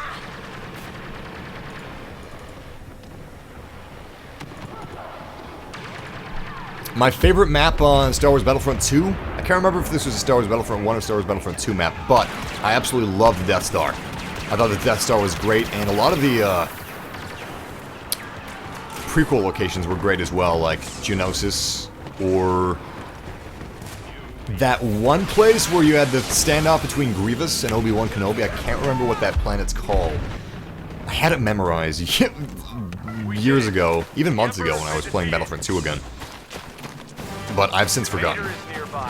And I'm just completely... If I was able to get the last hit, which is all about luck, it's not about skill. This is a luck-based game mode, which is fun. However, We are losing right now, but solely due to the fact that I have not been able to actually get a villain yet. If I was able to get Darth Vader or Sidious, I would be able to get quite a few kills. Quite a few kills. It's really difficult getting that last hit. It really is. It's not easy. I'm gonna get this rocket launcher out and just kind of lay low until he's low health and then use it at the right time, at an opportune moment. I'm probably gonna arrive late. Yeah, I'm late. Oh, I wasted my rocket. Crap. Massive, just tuned in. Where have you been the past few days? I thought I just stopped streaming for one day. Friday. Yeah, didn't I stream the day before Friday? Yeah, I did. Yesterday I was at the Force Awakens, and that's where I was yesterday. I was going to do this live stream yesterday, but I figured more people would have seen it by now. And yeah, the people that like had the tickets and the pre-orders and all that stuff would have been seeing it yesterday. And now I would like kind of be able to talk with some of you guys that have seen it, which we have in the beginning of this live stream. We had some really cool discussions going on with the Force Awakens, and that was really fun. Nice, finally getting some good hits on Boba Fett. He launched his wrist rocket at me, but it did him no good. It did him no good. I just got to make sure that I stay alive so I can get the last hit. We got an entire army on his ass. Where did he go? Oh, he's not inside yet. He's not inside! Crap. Did not get the last hit again. Oh. Can you die? Yes. Yes, I can. You can die very easily from the heroes, and I'm trying my best to stay alive and also get the last hit, but it's just... luck is not in my favor. Also, my mind is in a million different places because I'm talking to you guys, I'm reading the chat room, and I was going into a very complicated, delicate subject earlier with the Battlefront Circle Jerk that's going on, and the multiplayer-only game Circle Jerk, and that took a lot of my energy. That took all my focus, practically. Because when I talk about things like that, I try not to ramble, and I try not to go off into tangents, and I try to describe it as like concisely as I possibly can, and that takes a lot of focus. Which takes focus away from me playing the game. But hey! Good commentary! We had some epic gameplay though. Like epic fighter squadron battles. And we had some really good commentary, so yeah, we got a good mix. We got a good mix. A lot of times we have both at the same time, but we always have one or the other. Like, we always have one of those things. No! Look at that! Look at that! I did a lot of damage towards the end of his life, but all it takes is 1 point of damage that kills him. That 1 point of damage which I missed. Sweet! One of our massive family members just reached level 40 in Star Wars Battlefront. That is awesome. That is awesome, man. I hope you have enough saved up for that awesome Imperial skin. You know what I'm talking about.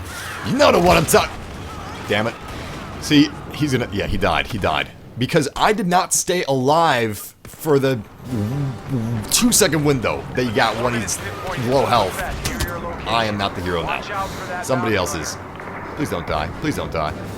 Oh, thank goodness. I have 10 health points. And for some reason I have a useless turret. Thank goodness this is a thermal imploder. It's actually something useful. Boba Fett is really easy to kill in close corridors, but not outside. So he is running outside as fast as he can. Yeah, he's reached the outside. Now we can use his jetpack to evade blaster fire, which he is using. He is definitely aware of that, and he's using it to the best of his abilities. I'm going to try to get close to him, and when he runs out of jetpack juice, I'm going to toss my thermal imploder and hopefully take him down. I don't prefer the Xbox One, PS4, or PC one over the other. They're all great platforms, and they've all got pluses and minuses. I prefer the Xbox One as an entertainment center, as a center for entertainment. I prefer that by far. I prefer the computer for its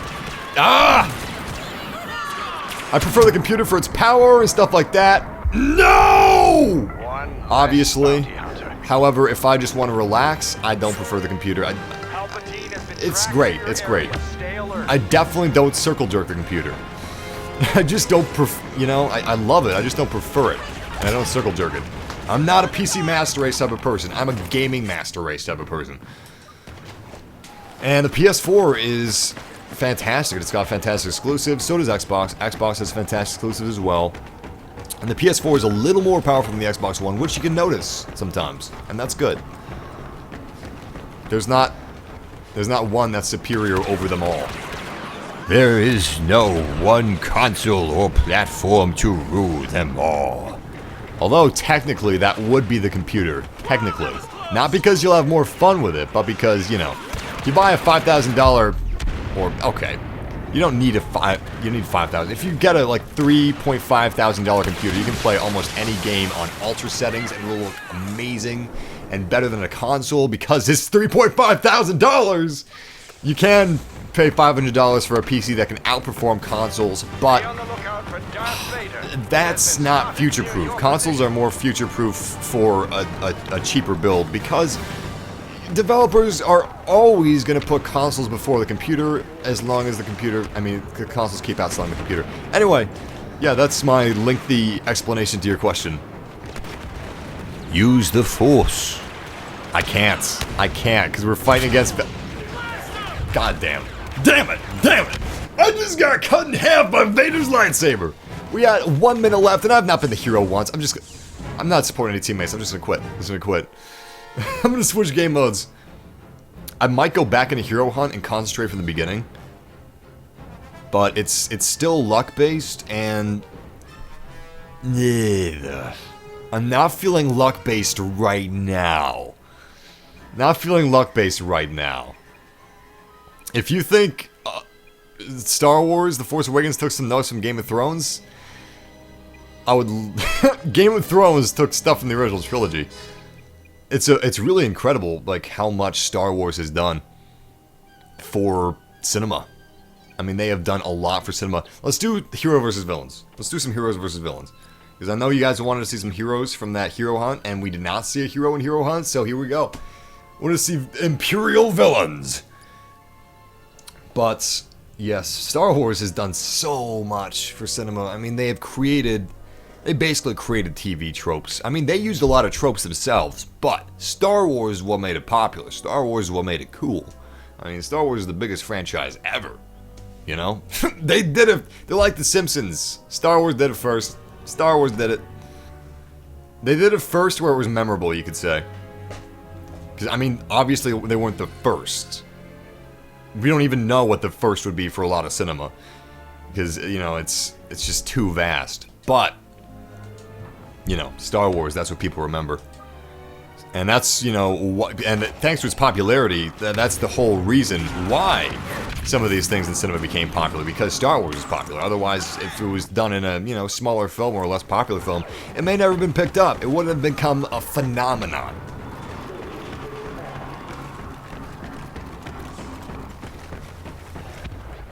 And I doubt if we didn't have Star Wars, the new Star Trek films would have been made.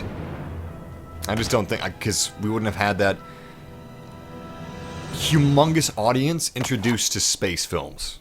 Star Wars introduced a humongous amount of Americans to space films, which before that was just, you know, I mean, I think 2001: A Space Odyssey came out before that. You know, that was a serious film. It was kind of nerdy, art housey to a lot of people.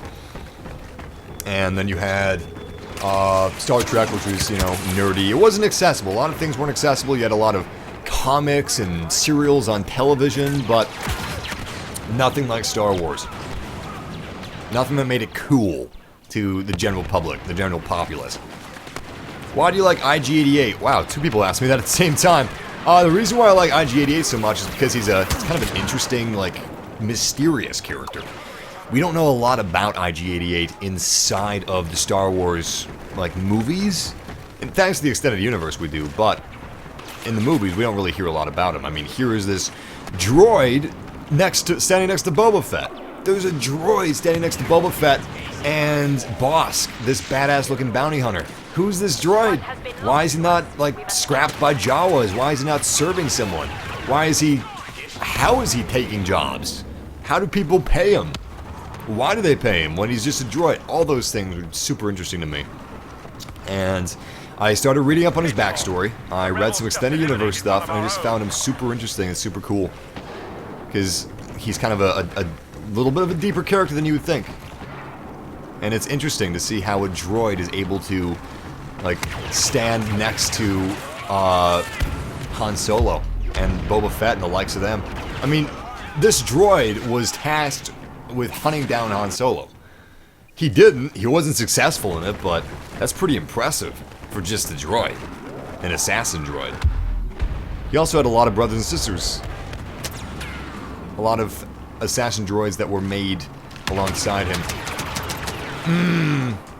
I should have gone for a headshot. He won because he had an automatic rifle. I did not have an automatic rifle. So, when I was torso shotting him like he was doing with me, he was able to get those shots a lot faster than I was able to.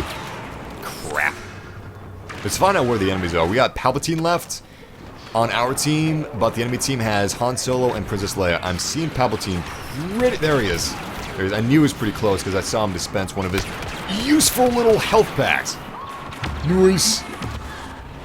Oh no, Palpatine, stay back! Stay back! Stay back! No! We've got Luke Skywalker and Princess Leia going after Palpatine. This is game over. They won 4 rounds and we have lost all of them. We've lost 4 rounds. We haven't won a single round yet. How is the new Star Wars movie?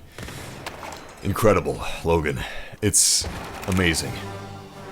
It really is. Don't read anything about it before you watch it, just see it. Let it in. Seriously, it's worth it. I mean, how often do you get a Star Wars movie coming out in theaters? Not often, especially one that actually brings back the magic of the OT instead of, you know, just going crazy like the prequels did. It's not often you get that. It's a very special thing.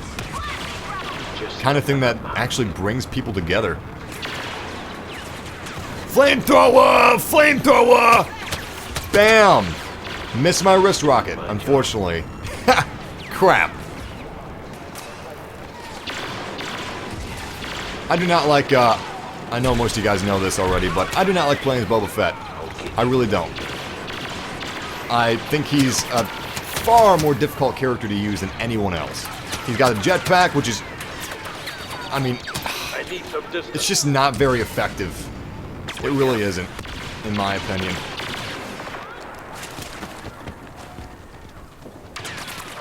He's got a flamethrower, which is not that great either. Crap, I'm dead. All villains have been defeated. I always dread it when I'm chosen to be the Boba Fett guy. Well, we joined at the end of this. We got 4th place with 7 kills and 8 deaths. So make of that what you will. And coming up, this is our last game of the night coming up here. So I'm going to be doing some shoutouts, and I'm going to be playing this like as hard as I possibly can. Shout out to Eric Halford. Shout out to Brutimus. Shout out to Amin. Shout out to Alejandro. I gotta be honest, I don't know how to pronounce your name. Shout out to Moreno. Mr. Moreno. Welcome to the massive family. Shout out to Brett Mashford. Shout out to Jonkar Jag. Shout out to Brent Dunning. Shout out to Unwishing Frog. Shout out to Rusty Hound. Shout out to Aiden Isaac. Shout out to Random Apple Gaming. Urban Man C. Shout out to, who else we got? Grievous At. Joe Luckman. Bass 3T Boy. Shout out to Lord Farticus. And Macaulay Man. Hoping I pronounced that correctly. Shout out to Mateus. Shout out to Isaac Tatel. Shout out to Michelle Gillo, shout out to Tree Man, John Bailey, Luka Boskov, Aaron Knotts, Nyrell Davis, Stigmatic 198. What was that? What was that? Scroll past me. Shout out to Stigmatic 1982 and 4. There we go. There we go. Shout out to Grim. Shout out to Kenneth Wu. Shout out to Benjamin Cruz. Shout out to Luca, Mike Gilroy, the Penguin Craft. And shout out to Madhav and Mateus and Benjamin and Bears6 and Dominic Perez and Connor and Wubbalub Dub Dub. Shout out to Charles Pratt and Jack Hetherington and Kane Wreck. And we are inside of this last match of the night. We've got 2 minutes, 38 seconds for this round. So far, we have not seen the villains, and we have all 3 heroes sticking together. I'm going to stick by my heroes as well. I'm going to give them as much cover as I can. But I'm also going to check out if they're trying to flank us. It wouldn't appear as if they are trying to flank us. I'm going to grab this charge and head back to my heroes and give them as much cover as I can. They just eliminated one. And we'll be doing more shoutouts at the end of this match. Crap, Princess Leia has been defeated. Oh, I'm seeing so much action. So much action. So much action. Unfortunately, my grenades were, ineffective. It's over. All heroes are down, and all the villains are alive. Cross my fingers, I do not get to play as... Actually, I'm good at playing as anybody. Yes! Han Solo! He's my favorite. He's my favorite. We did really, really good with Han Solo earlier, too. I don't mind just playing anybody from the Rebels. The only person I have a problem with playing with is Boba Fett. It's the only person, because I think his flamethrower is weak, and I think his jetpack is not very useful. I only take orders from one person. Me. I love that you can make him say quotes in the movie. I only take orders from one person. Me. And I'm also going to be staying in cover. It's not a good idea to be the hero. Alright, so Leia laid down the bubble shield. We've got some enemies moving in. Alright, here we go. Rapid fire on Darth Vader. Rapid fire on Sidious, who is close to going down. Crap, I wasted that. Wasted it! Alright, Darth Vader's here. Darth Vader's down. As you can see, they were way too jumpy. They were just coming in here like there was no tomorrow, and that was not very smart. It really wasn't. Alright, where's Boba Fett? He's trying to flee. Nice. All villains have been defeated. Holy crap, I was the last hero? I did not realize I was the last hero. How did the other heroes die? That was close. I would not have been that reckless and just gunning after Boba Fett if I knew I was the last hero. That was stupid of me.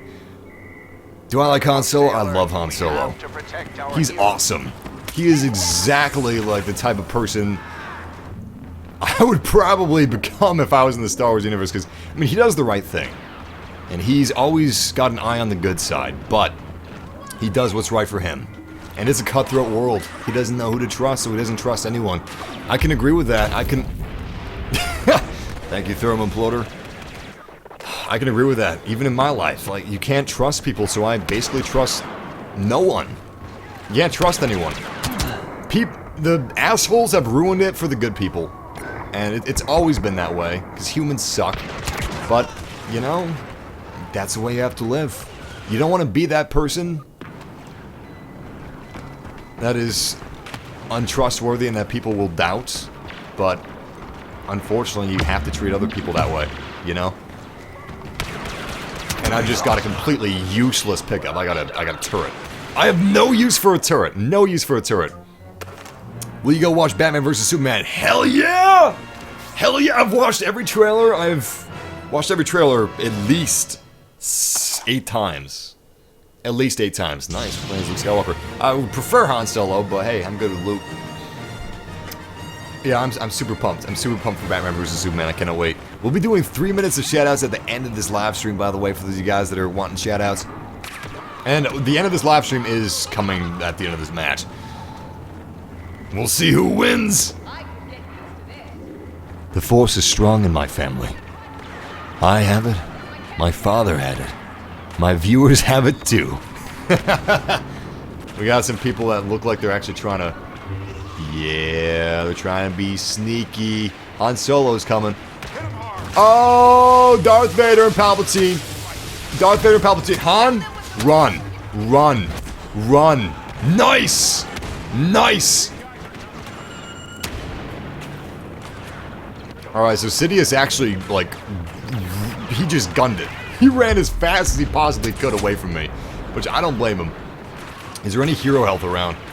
Don't see any, and we've got to be careful how much of our hero health we waste, because it's even at the moment. Oh, crap! We've got... Oh, no! We only have Han Solo. I died. Han Solo is outmatched. All heroes have been defeated. I thought that was going to happen. I was afraid of it. Oh, as soon as I saw Boba Fett, I was like, it's a trap. It's a trap! We can't get out of this one alive! Do you think Vader is better than Luke? Nah. I don't think Vader is better than Luke.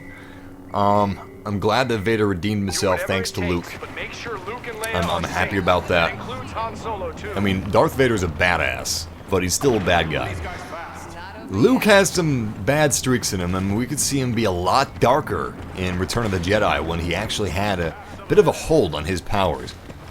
Alright, looks like they are going to be trying to ambush us. Yeah. Yeah, definitely. Definitely. Oh boy. Oh boy. Oh boy.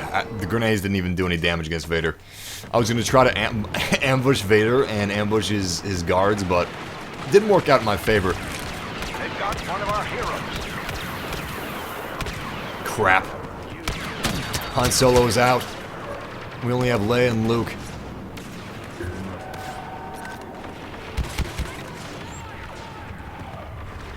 They're all gone. Damn. Leia, Damn, the Luke, villains are Han, tearing it up. They're all defeated.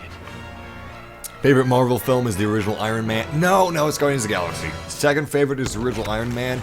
Third would have to be Captain America, which is a masterpiece of a Marvel movie. Alright. Fourth. Haven't even come out yet. Captain America Winter Soldier. Bubble shield is down. We don't have to be in the bubble shield to utilize it unless they're behind us as well. So I kind of set it out a little bit, giving us a better angle and a better view of the battlefield than we usually have. Where's Boba Fett? Oh, crap. Damn, I wasted that. I'm gonna fall back, and it looks... Yeah, we're actually gonna be... We're gonna be, Come on, Fett. Damn. No! No! Both sides! Are gonna be coming from both sides. Luke is dead. We've only got Han and Leia. Luckily, Vader is dead as well. There's Darth Sidious. We got him on the run! I've got my blaster charge, so I... Yes! Yes! Need to use that. Need to use that. But I didn't need to kill myself over it. No! I didn't need to kill myself over it. That was so stupid of me. I mean... Okay, so I thought my blaster fire was going to do a little more damage against him, which it didn't. So, from my perspective, while I was making those decisions, I thought, yo, I'm in the right. I'm in the right. I'm going to take Sidious down. I'm going to be a hero. That's the problem. Never be a hero. Hopefully Han just hides and lets us take care of the rest. Never be a hero, because we were not actually able to do enough damage against Sidious to take him down. Sidious can spawn health for himself too, which is bad. It's a bad villain to have remaining as the final villain. Oh, Sidious! Sidious is right behind me, got me twice! No!